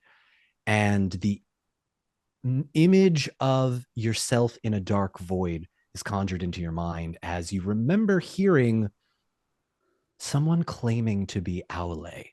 And with the successful insight check, you would now, I think, truly believe that that was not Aule and that you have been sort of misled in a way. And you gain a little bit of composure and extra knowledge from this. Ooh. Beery ruminates on this for what to him seems quite a long time, but maybe a couple seconds, and looks up to Gandalf. I appreciate your input. It's tough, you know. I want to find the good in things, right? I mean, there's got to be good in everything, right? And especially as, you know, the enemy of my enemy could be a friend. But and he kind of gets lost for words and looks to Tariel with a lot of apology in this case. There is good in everything, as you say, Beery. And by that same token, is there a shadow within us all? You must know that the heart that seeks only light is so bright that it will cast long and many shadows. In these shadows will beings such as Sauron look for their advantage over you. I wish the world were as lovely and calming as the brightest summer day in the Shire. There is wickedness at work in the world, and though it is not the only force at work in the world, it is present. And if you obscure its presence in seeking for all things to be charming, pure, and soft, then you will leave open the door for those things which are good to be unmade by the will of the Dark Lord. 1,000-yard stare. He's just, this is a lot to be putting on me. We just met. I'm rethinking. This is why people say I'm bad to be around. I'm rethinking everything I've ever done. Yeah, I ruined my close friend's 11th birthday party. He did put all this planning into it. He had this big speech, and he was on his way out, and I grabbed him and I threatened him in his house for good reasons, you know. But I'm a bummer, man. I mean, it hurt. You think when people call me Stormcrow, it doesn't hurt? It hurts my feelings every time. It's just, that's literally my job. It's my job to be kind of bad to be around, you know, just trying to help. Well, you know, if you hang around this for very long, you might, a little bit of a polish might rub off on you. You see. All right. But hey, we'll see. We'll just have to see about that, won't we? With the hour of darkness approaching. Yes. Before you launch into another monologue, real quick, Brennan, so sorry. Max, please add one more dot of insight to Beery's character sheet. Whoa! Yeah. That makes sense. Growth. Character growth. And I'm going to say that right around this time, as Beery is sort of having this 1,000-yard stare, you hear the voice of your mom in your head. And all of those things that she told you all of those years ago, all the doting and then the get away from me and the what are you doing? And no, I know he's in there. And what do you mean? And no, I'm his mother. And wait a minute. Wizard, get out of my head. You've already laid enough on me. The front door of the Citadel slams open, and in it is a elderly-ish looking dwarf woman. No! No, you do not. That is mom. Holy. Don, don't you start with me right now. What have you done? What have you done? Followed very swiftly behind him by 2 elves. Come on, Oh my man. God. Are we having parent-teacher conference day right now? My parents are here. I explicitly told them to get as far away as possible. These idiots. These idiots. The 3 of these kindly good folk burst in, and you can see the guards that were standing by the door attempting to wrangle them. It's like, please, ma'am, get back in. No, I will see my son. I know he is here.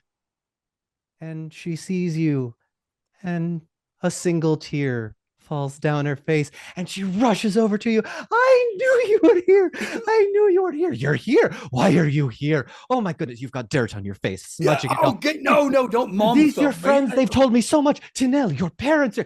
Hello, you must be Tanel. That your mother looks so much like, and you must be Halloweth. And you're I don't know you. Who are you? And she's looking at you, Tariel. I'm Tariel. What is going on right now? I am Vroki, mother of Beery of Erebor. Everyone, this is my mom. What are you doing outside of Erebor? Well, I followed the vanguard, darling. It was Lord Thranduil came to us with great compassion and wonder, and he made the Dwarf King happy. Lord Thranduil's compassion is renowned, and let us not.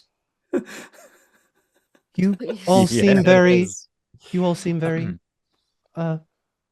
Well, anyway, Lord Thranduil sent out scouts, and I said, you will not keep me from my son, because there are rumors all across Middle-earth, Beery, of you and your friends and how you've brought everybody together, and I'm so proud of you. And but the dwarves are looking for you, so you may want to either stay up here or keep out of sight of them, because Beery looks. Beery, go ahead. His mom over, make sure she's not wounded, she's safe, she's in good care.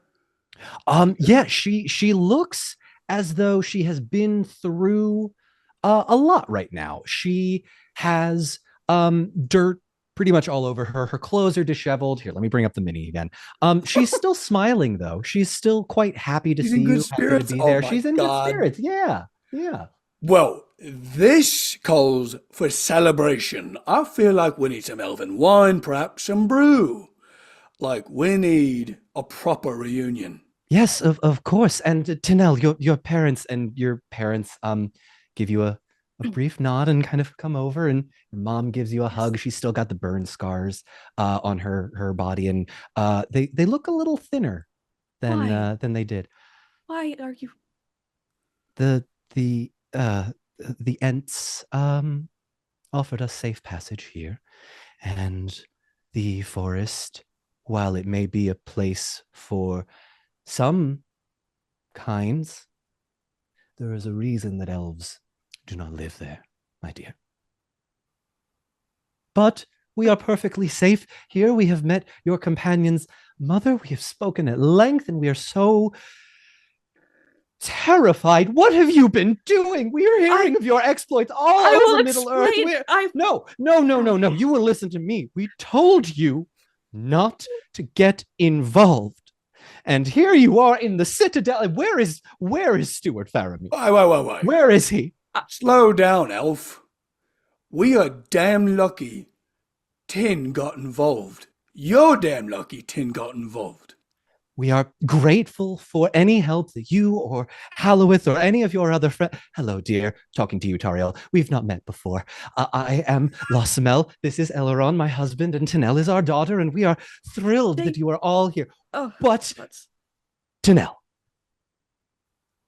I would love to have this discussion over dinner. I am having a quite important conversation about where we all go next.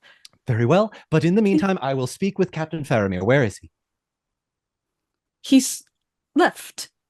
He should be returning soon, but please over dinner. This is, and you see like Tanel just becoming a teenager almost out of like embarrassment. Like, please just, I will speak with you at dinner. Make a persuasion check. Damn it.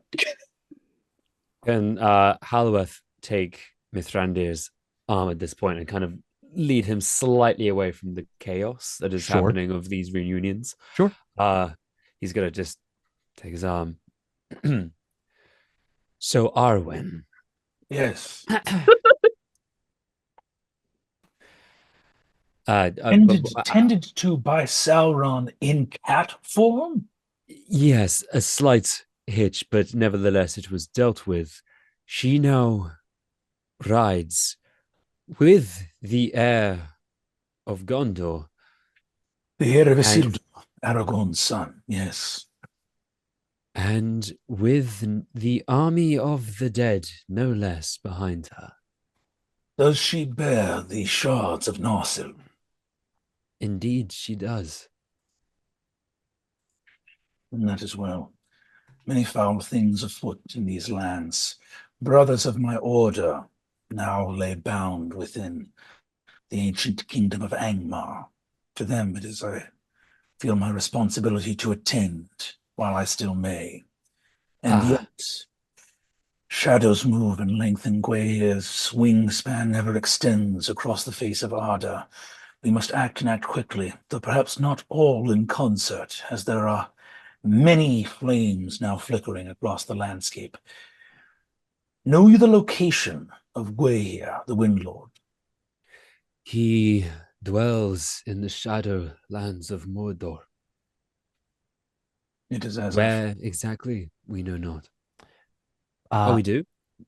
No, gonna pause real quick. Gandalf. Okay. Yeah. I would like you to please make me an awareness check. 13, by the way, so my parents should be scooting out the door. The rest of you see as Tanel very gracefully handles this sort of, we'll talk about it later, and they sort of go off in a moment. Let me know what you roll on your awareness check. I'll spend a hope here to... Go ahead.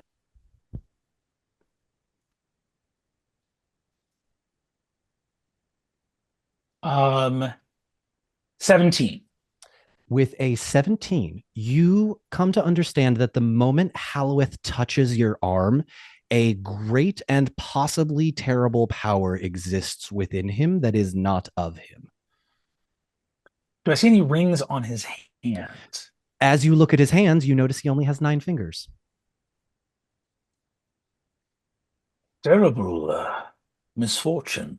I see that on one of your hands, you have been partially dismembered. My condolences and sorrow to you, Hallowith, for the injuries you have sustained. Tell me, in what fashion was this finger taken from you? I feel it apt to say you have no need to feel sorry for me, since I did take your entire hand.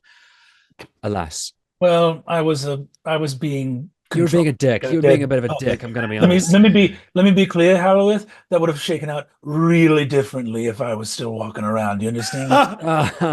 Let's just get that straight right off the bat. I mean, I'm a little. Look, you're a very ancient being. I'm slightly more ancient, but we're just not going to get into that because Oh, for real? Let's We're going not there? get into this thing of who. Oh, killed really? who. Slightly more ancient?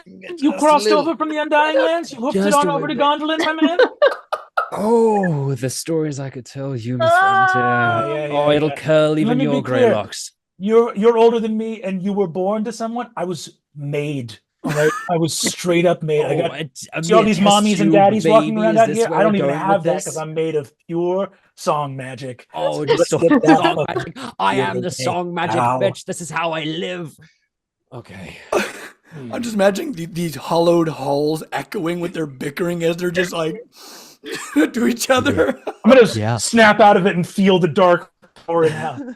It's already taking effect. We were bickering back and forth like this at the Council of Elrond. It's still happening. I have never known such uncontrollable rage. Nevertheless, my hand. I lost it after I regrettably wore a ring of power. It has since been gone. I am free, but through sacrifice, I'm still here. Make an insight check for me, Gandalf. Ooh, interesting. 14. He is not fine, and he doesn't know it, but you do.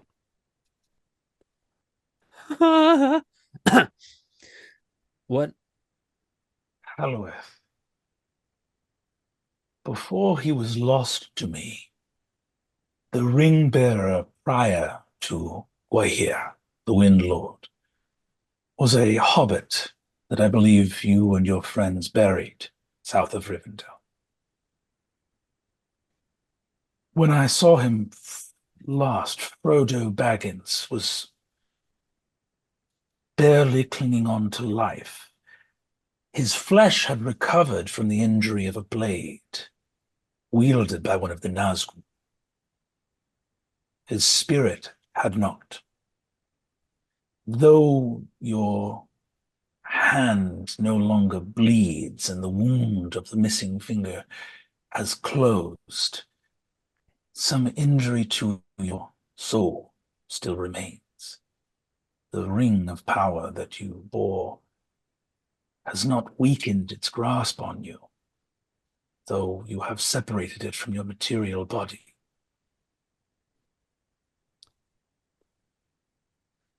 Harrowith peers down at his hand and attempts to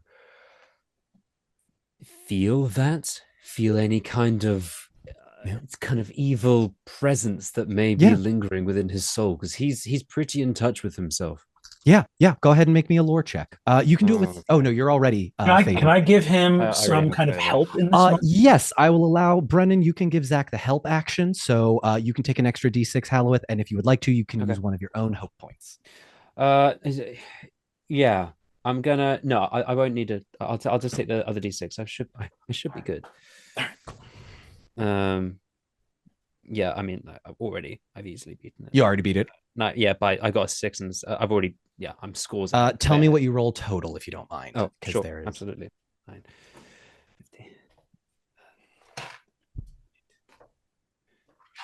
6 and wow, 32. 32. Wow. Okay, hang on 1 second. So I beat my target number by 21. Good God. This man is excited. I'm just this magic is powerful now. Okay. 1 second. Brennan, I am sending you another chat with your successful insight check. Ooh. You can choose to share this information if you would like to, but you do not have to, because with a 32, Zach, you are going to look at the missing finger where you wore the ring, and you are going to see that the inky black veins that were running through Galadriel's body and Elrond's body when they had the rings, as well as Gandalf's. It hasn't grown in size, but it is slightly darker and more intense. Oh no. I think for the first time, Holloweth kind of looks at himself with kind of, oh well, always woe is me. But he'll look to his friends. He doesn't want to hurt them, not again. How well do we perceive? Are you trying to hide this, Holloweth? His hand, and as he looks down and realizes, yes, he is. He's covering. Then I will ask for a stealth check from you and anyone that wants to a awareness check if you want to. Yep. Good luck. Gandalf, you do not have to roll.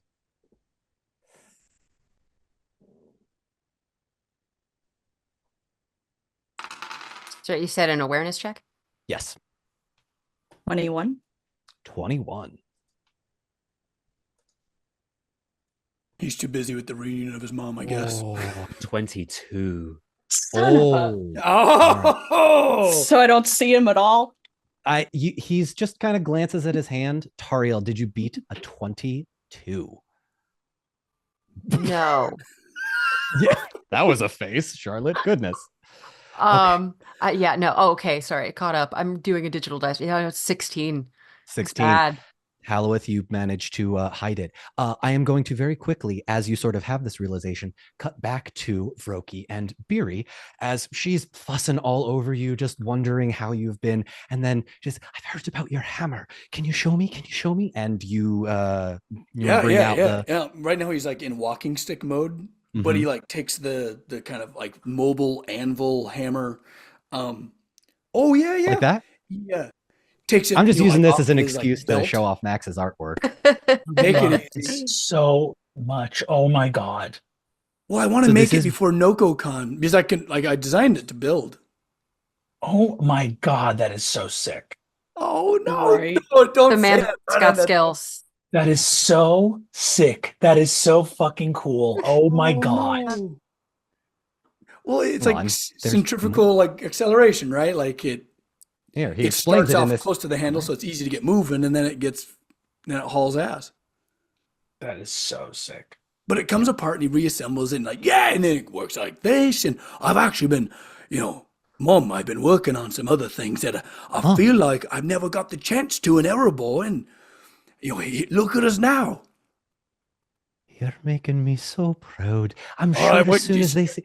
Oh, I feel uncomfortable. Let me dote on you. All right. You can be proud after I'm done. How about that? Oh, are you off to save the world then? Yeah. Right. Well, I'll come with you. No, you gotta be safe. All right, fine. A quick question. That Halloweth, did you make that armor for him too? Yeah. So we took down. You know what a fell beast is? No, I don't think I do. Yeah, these terrible like winged things that they screech and cry in the air. It's just fucking terrible. And yeah, so he shot it through the eye and ended up dying. We ended up tracking it down, him and I. And well, cut it all up and he tanned a little bit of leather and now he's super quiet and stealthy. I love every time I see that answer, that armor, I'm like, damn, my character is fucking sexy. You look really cool. You look cool. really cool. Let's see it again. Cool. God. Yep. Here we go. This really guy walks sick. in the club. I'm going home with someone. Just picturing like a John Wick club kind of deal. No. Yeah. So you guys have this moment with your I just want Gandalf potentially to give me the opportunity to tell me what he learned. I'm sorry. Gandalf, are you attempting to hide or are you going to tell? Because it might include a roll. I perceive what I perceive. Yes. In Halloweth. I am going to I'm going to lean into him and say, Halowith, are you now aware of the condition that the Ring of Power has left you in? I know what it did in the time, and I know that I have a stronger connection to magic and power than I ever have. Make an insight check for me, Gandalf. Oh. I'll throw another hope on here as well. Do it. Yeah.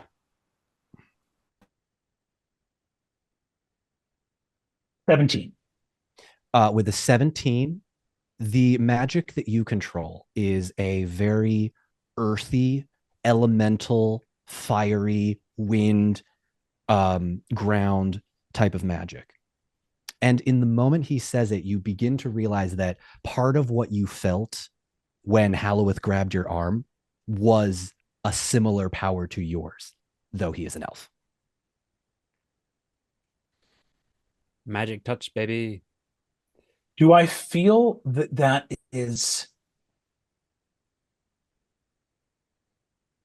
So I don't feel that he's lying necessarily.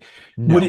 Would it be fair to say that there is some, whatever the corruption, that vein, do I get from my insight check that that corruption is the full story, or is there also some other thing that Halowith is tapping into?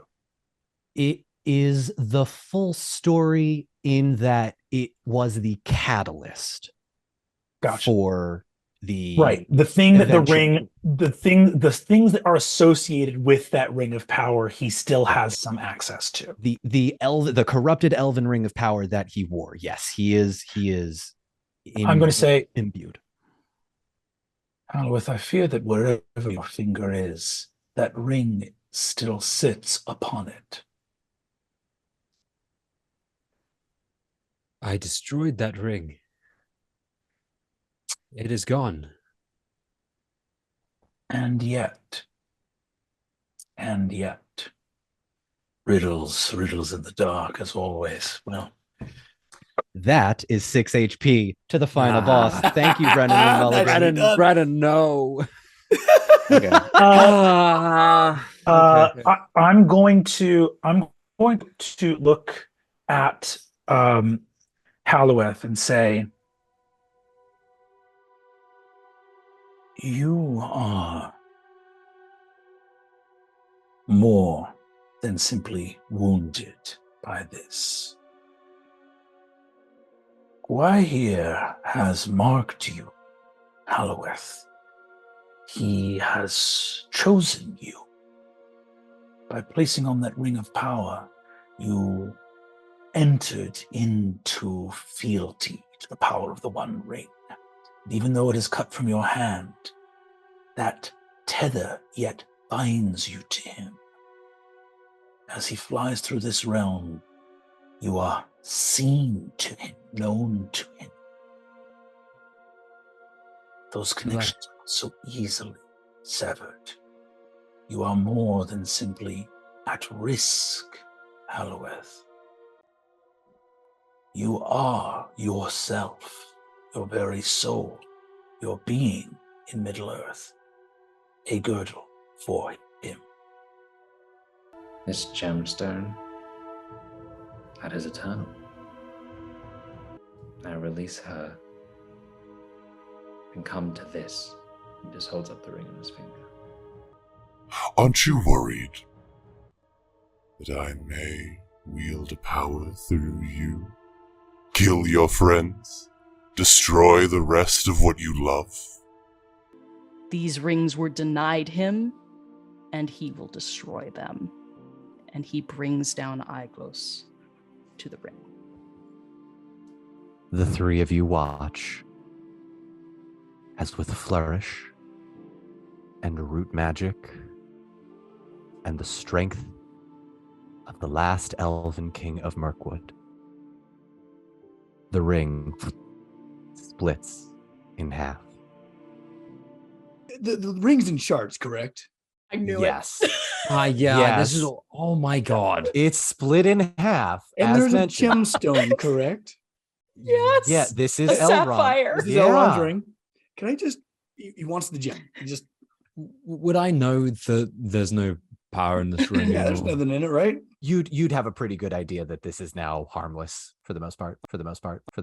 And he's holding a dark leather folded garment. Oh. This is for you. Yeah. What you see before you is a type of armor that you would recognize that is made out of the fell beast hide. Oh, yes.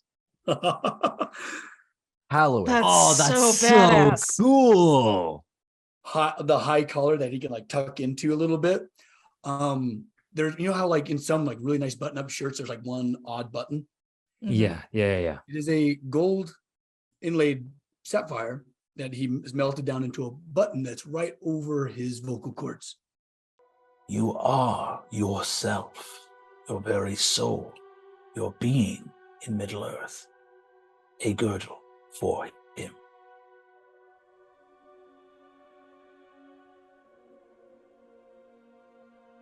Can it be severed? No matter the cost. Can it be? Of course.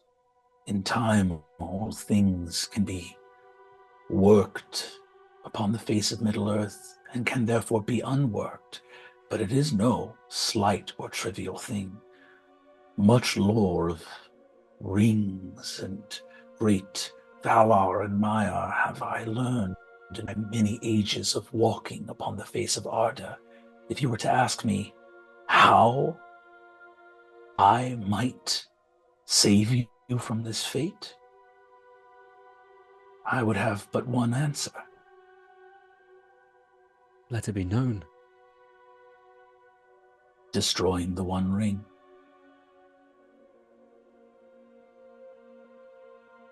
Okay. No biggie. No biggie. Halloweth, I will say to you a second thing. I have shared with you the wisdom that I have about the nature of this injury upon your soul. A step farther. Your companions that you travel with, they deserve to know this, the truth. I would tell them myself, but injuries of this sort breed fear and contempt. It is of our nature that when the malevolent influence of the Dark Lord spreads, compassion for these injuries can sometimes be rare to find. I fear that if I were to tell them myself, their eyes would look upon you with some measure of fear. If it comes from you, they may well understand that your heart is not yet lost to the shadow.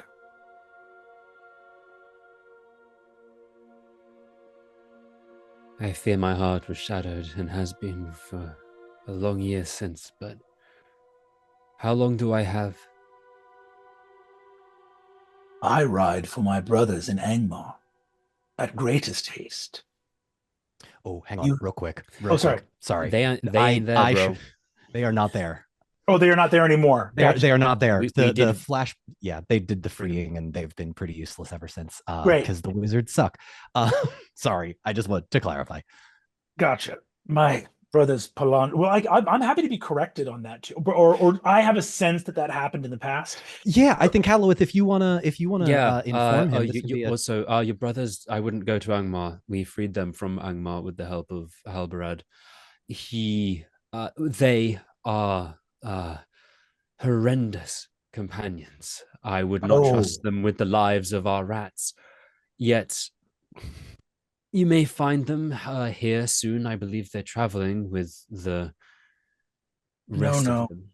No, that's okay. If they're not in Angmar, then we really don't have to talk. We sort of they don't really come to meetings. No, they have been very unforthcoming. Have you seen Radagast? Oh, yes. I kicked in his door. Tanel, I think you're going to hear the name Radagast. The name Radagast, and Tanel's head just like whips around. Your mom is like, wait, we were talking. Yeah, no, I will explain everything later. Yeah. What about, you wish to know of Radagast? Of Radagast the bitch. Yes. Sorry? Sorry, Zach, that caught me fully off guard. He, now I do understand Gwaihir did threaten him, but he has been less than helpful on this journey. However, he is with all of the armies in the north, in the marshes. That is where I believe they all are. Got it. Great. Our run-in with the wizards has not been very good. You know, gang, I'm going to level with you. There's 5 of us, and we all got sent. And it's far from me to question the blinding majesty and light of the Valar. I feel like the only guy hustling out here. You know what I mean? There's 5 of us. There's 5 of us that got sent out here, and we landed, and I went, great, let's get to stepping, gang. Let's get out here and get rid of evil in Arda. And immediately Saruman's like, I'm building a tower, I'm going to read books. And I went, okay, read books. We sort of, I don't know, man, seems like if there were sources of authority that knew all this shit, they probably wouldn't have had to send. I think we're the guys who probably write the books, right? Yes. Probably we should get out there and snoop around and kind of find. I don't know you're going to be able to swing by a library and get a book called like How to Unmake the Dark Lord. Probably we gotta hustle. And by the time I was done saying that, Radagast had turned into a bear and fucked off. And Palando, you know, those guys, they suck. Man. Yes, they have also sort of been not corrupted by Gwaihir, but briefly taken over by him. So those are the only 2 guys that I would believe they were corrupted with no magic shit happening. He could just literally talk them into it. Their heads are not in the game. I've been really lonely for a long time out here. Okay? I can I got see no why. backup. I got no backup out here. You're hanging out with hobbits, man. Like hobbits actually rule, and I am going to need you to take that back. Straight up, I will throw down right now. If you talk shit about hobbits in front of me, it's on site, Hollow. You understand? Look, I'm just saying that you know their place isn't built for your place and your place. They didn't ask for any of that. You keep rocking up, and you're just gonna be like, hey, how my favorite hobbits doing? You know, you just can't send them on all. I'll be real with you, man. All the time. If it's a contest about who get more fucked up by a ring of power, given especially what you and I just talked about, let me be clear. I'm gonna hobbits I mention know that. could have a bowl filled with rings of power and eat them like cereal. and it would be fine. So however you feel like you're a badass, let me tell you, man, I am straight up not impressed. There's a guy I know who I've only ever seen peeling carrots, and he could straight up put the one ring on, walk it to Mount Doom, take it off, and throw it in. Those guys absolutely rule, and you are wrong to count them out. Okay, I suppose the only hobbit I've met is Bilbo Baggins, and he's a pretty swell dude. So that's what I'm talking about. He actually told us, he helped us with a book that we might be able to sneak into Mordor with. It's true. Far more helpful than your wizard lot. Yes. I agree. You don't have to convince me. I literally, for hundreds of years, chose to hang out with hobbits instead of wizards. So you're not going to catch any heat from me shit-talking wizards. Wizards, hobbits. Hooray! Totally fair. What book are you planning on taking to Mordor?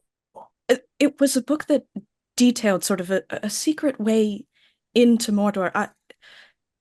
We have a bit of a crazy plan. It's through a river. Under the mountains. It's quite far south now, but our sort of crazy plan was to sneak up on him and catch him unawares while the armies were heading south. You will have to catch him unawares. Mm-hmm. The Why here is a potent adversary, even more so with the power of the One Ring. Finding a way to him will be necessary. We know Finding a of way this. to him or having him find a way to you, I suppose. But regardless, if there is a secret path through Mordor, then it is one you must tread. We know of several, luckily. Hmm. Through this river, through just walking through the gate, which I don't think would be a very good idea, and then a path that would lead us toward a creature, a spider. Oh yeah, Kirith Uncle, don't do that. No. Okay. Don't do that. I'll just yes. No. Yeah. I think at this moment you all would remember Eowyn's looking into the Palantir and Yes. seeing that Gwaihir and Shelob have teamed up and that Shelob now talks. Mm-hmm. Oh. Yes, the spiders, yes, that might not be the best plan, but it is foolhardy, to say the least, but... Yes. You could, if we had Light of Erendil, maybe, but Galadriel, I don't think it would be possible. Taria? I'm being informed. By a Charlotte, secret I'm being awareness. informed. In the midst of all of this, you see Tauriel, maybe she's just sort of loitering outside the conversation. Her parents aren't here, so she doesn't have to go over her old report cards. And she suddenly whips around to face the door. Tauriel bolts for the door and attempts to open it. It is locked. Yes, so she turns to face the group and says, There's blood under the door and the door is locked. What? What? What? Ah, bollocks. Booking it to Tauriel to the locked door. Door's locked. Blood coming The out hammer from has underneath. just been assembled. Yes! Go ahead. Coming down. Oh, yes. God. Oh, what timing. Yes. Yes. Go ahead and make me an attack roll with your hammer. He looks to his mom. All right, now do you want to see it work? And like overhead, like, oh, okay, here we go. My goodness. Go. Oh, you know what? It's a stationary object, so roll with favor. Oh, Take fuck. 2d12s. Here we Yeah. go. Yeah, stationary object. Wait, My the God, dice went everywhere. so many dice, Max. That was, okay, here we go. I got some math to do here. Okay. While he's doing that, also at some point, I have something to tell everyone, and it's not good news. 20. What? Really? Halloweth now? Not now. What'd you hit, Beery? Not now. 28. 28. With a 28, the door smashes, pulverized to smithereens, and the body of both of the guards lay strewn in a pool of blood as the window from the citadel down to the landing outside is crashed open. Oh. Need a little help over here. Where's Faramir? Make me a scan check. Oh my God, no. Oh, not the guy in the chair. God damn it. He can barely. The chair is still there. No. Dawn, don't you do this to me. Do what? Make a scan check. Anybody that wants to can rush in the room. Gandalf, you've got some time as well if you want to take an action. I think so. It seems that Faramir has been absconded with or kidnapped. It would, yes. The blood and the smashed window would give you. I'm gonna rush out and look to the sky and see if my immediate thought is an eagle has taken him. Yeah, make me an awareness check. Or no, sorry, not awareness. Make me a scan check as well. Scan 21. Gandalf. 21. Damn it. No shit. Are you serious? Yeah, for real. Yes. That's a drink, everybody. Yeah, that's a lot of drinks, everyone. Holy Yeah. crap. I'm still rolling Okay. like shit. I rolled a 12. Yeah, there it is. That's okay. Because okay, hang on. Yeah, I saw it. What? Oh, I just held up my little 12, Yeah. my little Gandalf. Oh, Yeah. okay, Yeah. cool. Sorry, I thought I missed something. Give me 1 second because on a Gandalf, cool. I can't believe you did that now. What you are going to see is not in the sky. On a Gandalf, you look up, skies are clear. What you do hear is Landroval coming from over your head. Landroval informs you that Thranduil and the forces of Erebor are currently under attack by fell beasts, and that you and he are needed elsewhere. And you look down to see an enormous bipedal wolf with black veins and white fur, as the blood that he is currently covered in is littered throughout all of his body. And I think on a Gandalf, you will immediately notice that the black veins that are coursing throughout this wolf's body are very similar to Hallowith's. Oh no. I did remember feeling the werewolf thing.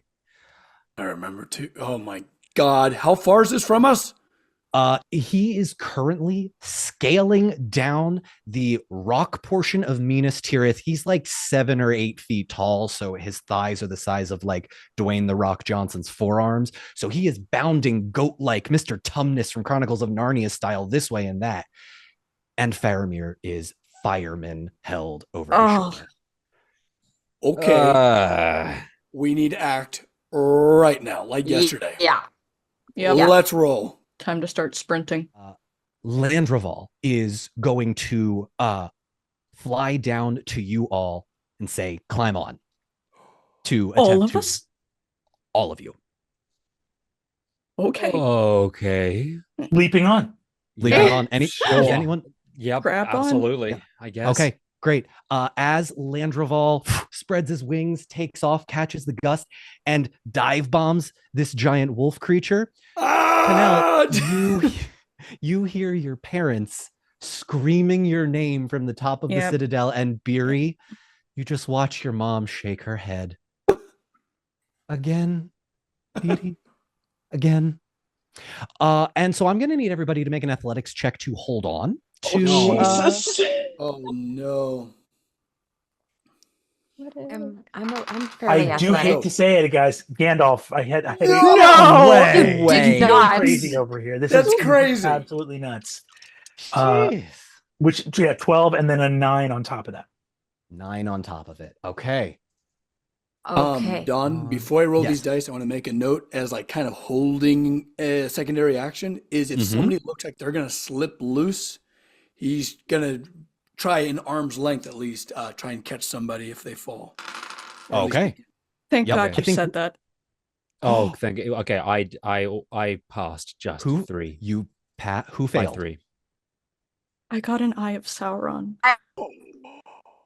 Tanel I rolled a 1. I also Gandalf. Ooh! 2 Gandalfs?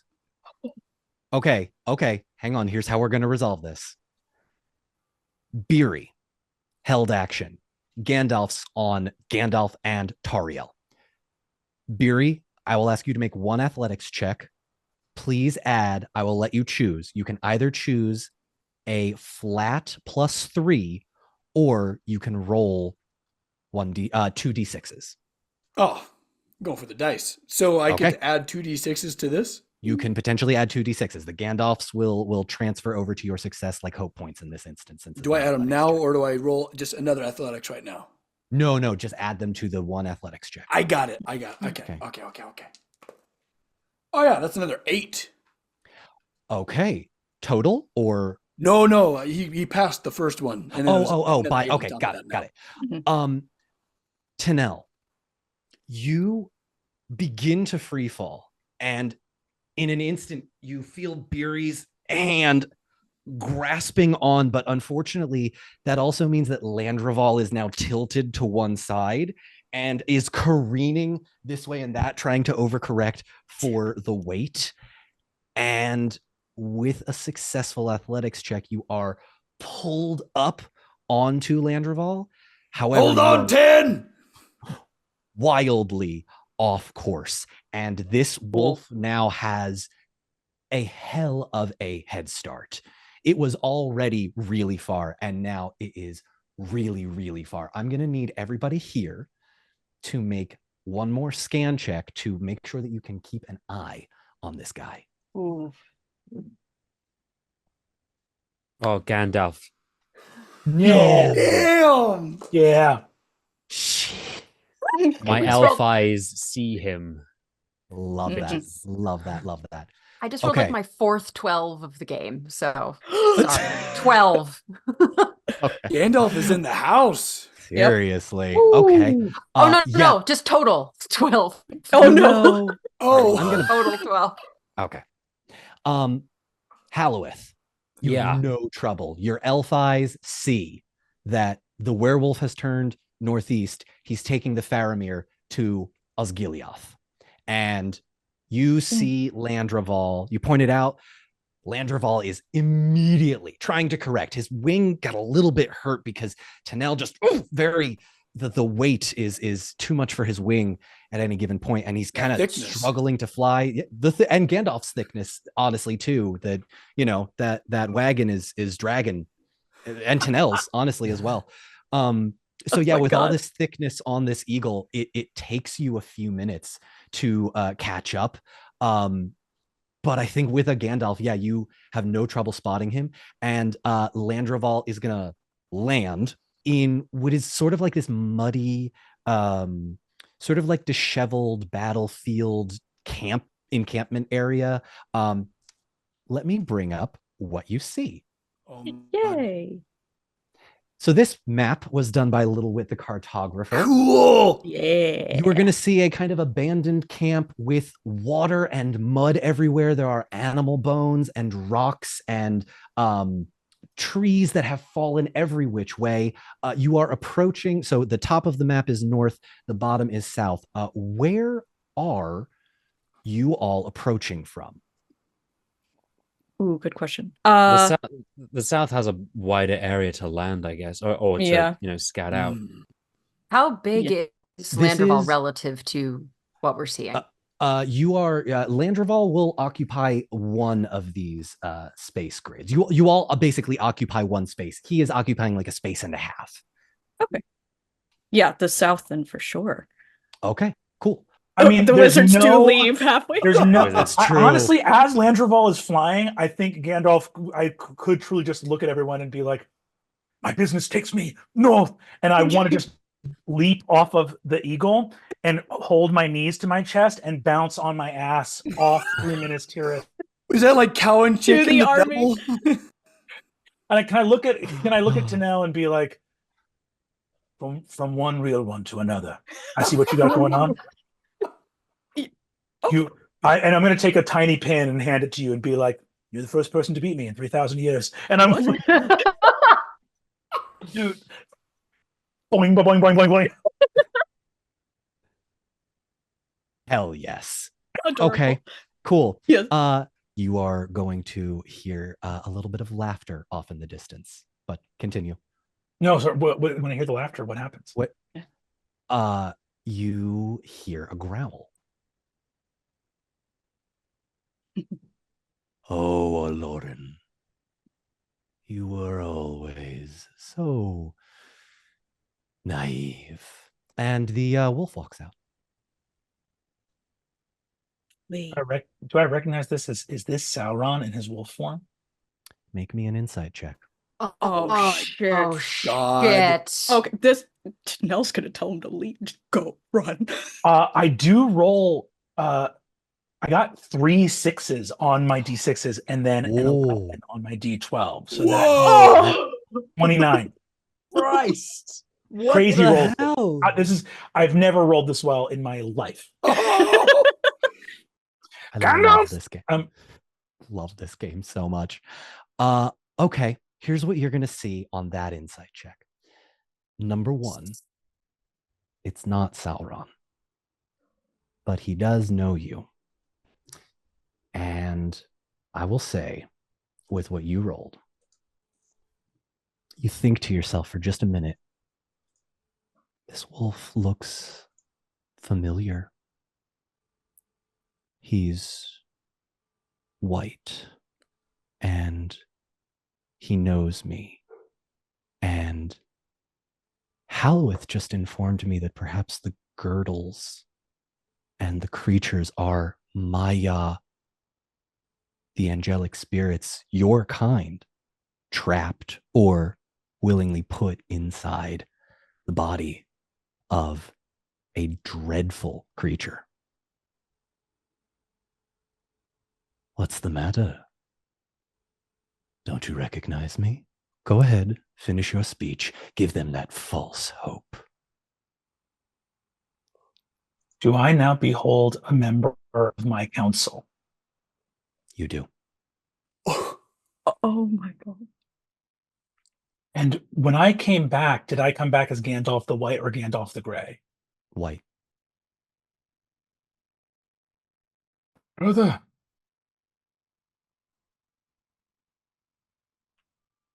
I'm sorry. This is not Saruman. This is Saruman. Oh I my. knew it. Tell me, brother, when did Saruman trade normal body for wolf body? It was just about 3 weeks ago when your friend here put an arrow through my head. Rick, I am sure he would be only too happy to repeat. Halloweth will absolutely just like back against exactly the same poses to what he did before. Careful. And you are going to see him motion, pointing to Faramir, currently being held by several orcs. Run along, Mithrandir. I hear the forces of the north require your aid.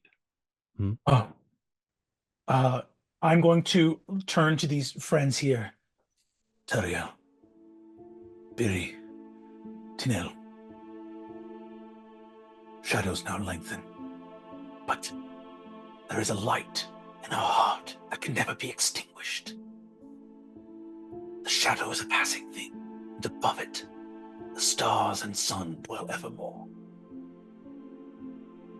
When shadows lengthen without, And here I look at Halloweth, or within, it is given to us to rise and find the light again. You will stand against Saruman. He and his ilk will fall and fall always. I am with you, even though the path ahead should bear us apart. farewell. And I'm going to leap onto Landroval and fly away.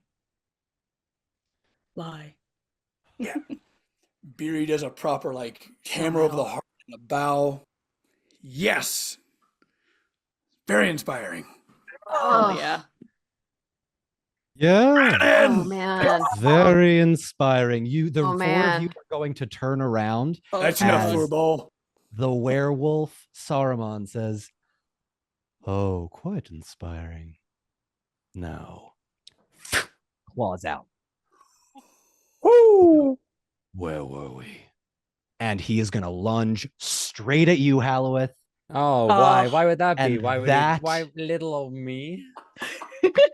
And that is where we are going to end today's episode of the Unpredicted Party. Yay! Brennan. Incredible. We will get to the Unbelievable. battle. Unbelievable, gang. Oh my God. Middle Earth brought to life. How deeply exciting.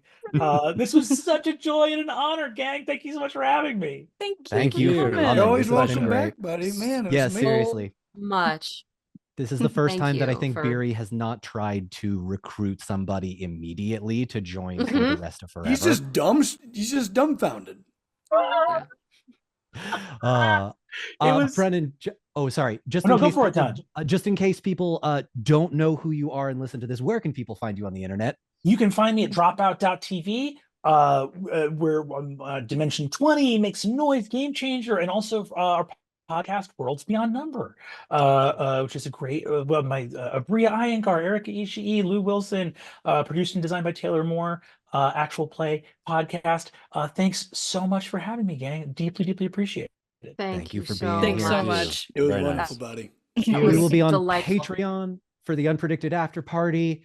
Brennan, I know you got a jet. Thank you so much for being here, man. Thank Yes, you. thank you. We'll see ya. Farewell. Have a good Thank one. you. Well, mwah, mwah. Bye. A pleasure. Bye. Oh my God. Thank you all so much for joining us on this very special episode of The Unpredicted Party. A friendly reminder, you can join us back here every 2 weeks on YouTube, Fridays at 7 p.m. Eastern Time, to watch and join us in live chat. Or if you'd like to listen to The Unpredicted Party, you can do so in podcast form. Join us now over on Patreon, patreon.com/DonMarshall72, where for just $2 a month, you can help support The Unpredicted Party and get a bit of a behind-the-scenes look as we recap the funniest moments, give you some behind-the-scenes clips, and just chat about how the episode went. A reminder, we have our live show coming up. The Unpredicted Party will be at NoCoCon Saturday, June 8th in Watertown, New York. If you liked what you see here and you want to come say hi and meet us in person and watch us play in person, you can do so at the link in the description. Get your tickets now. See you on the internet.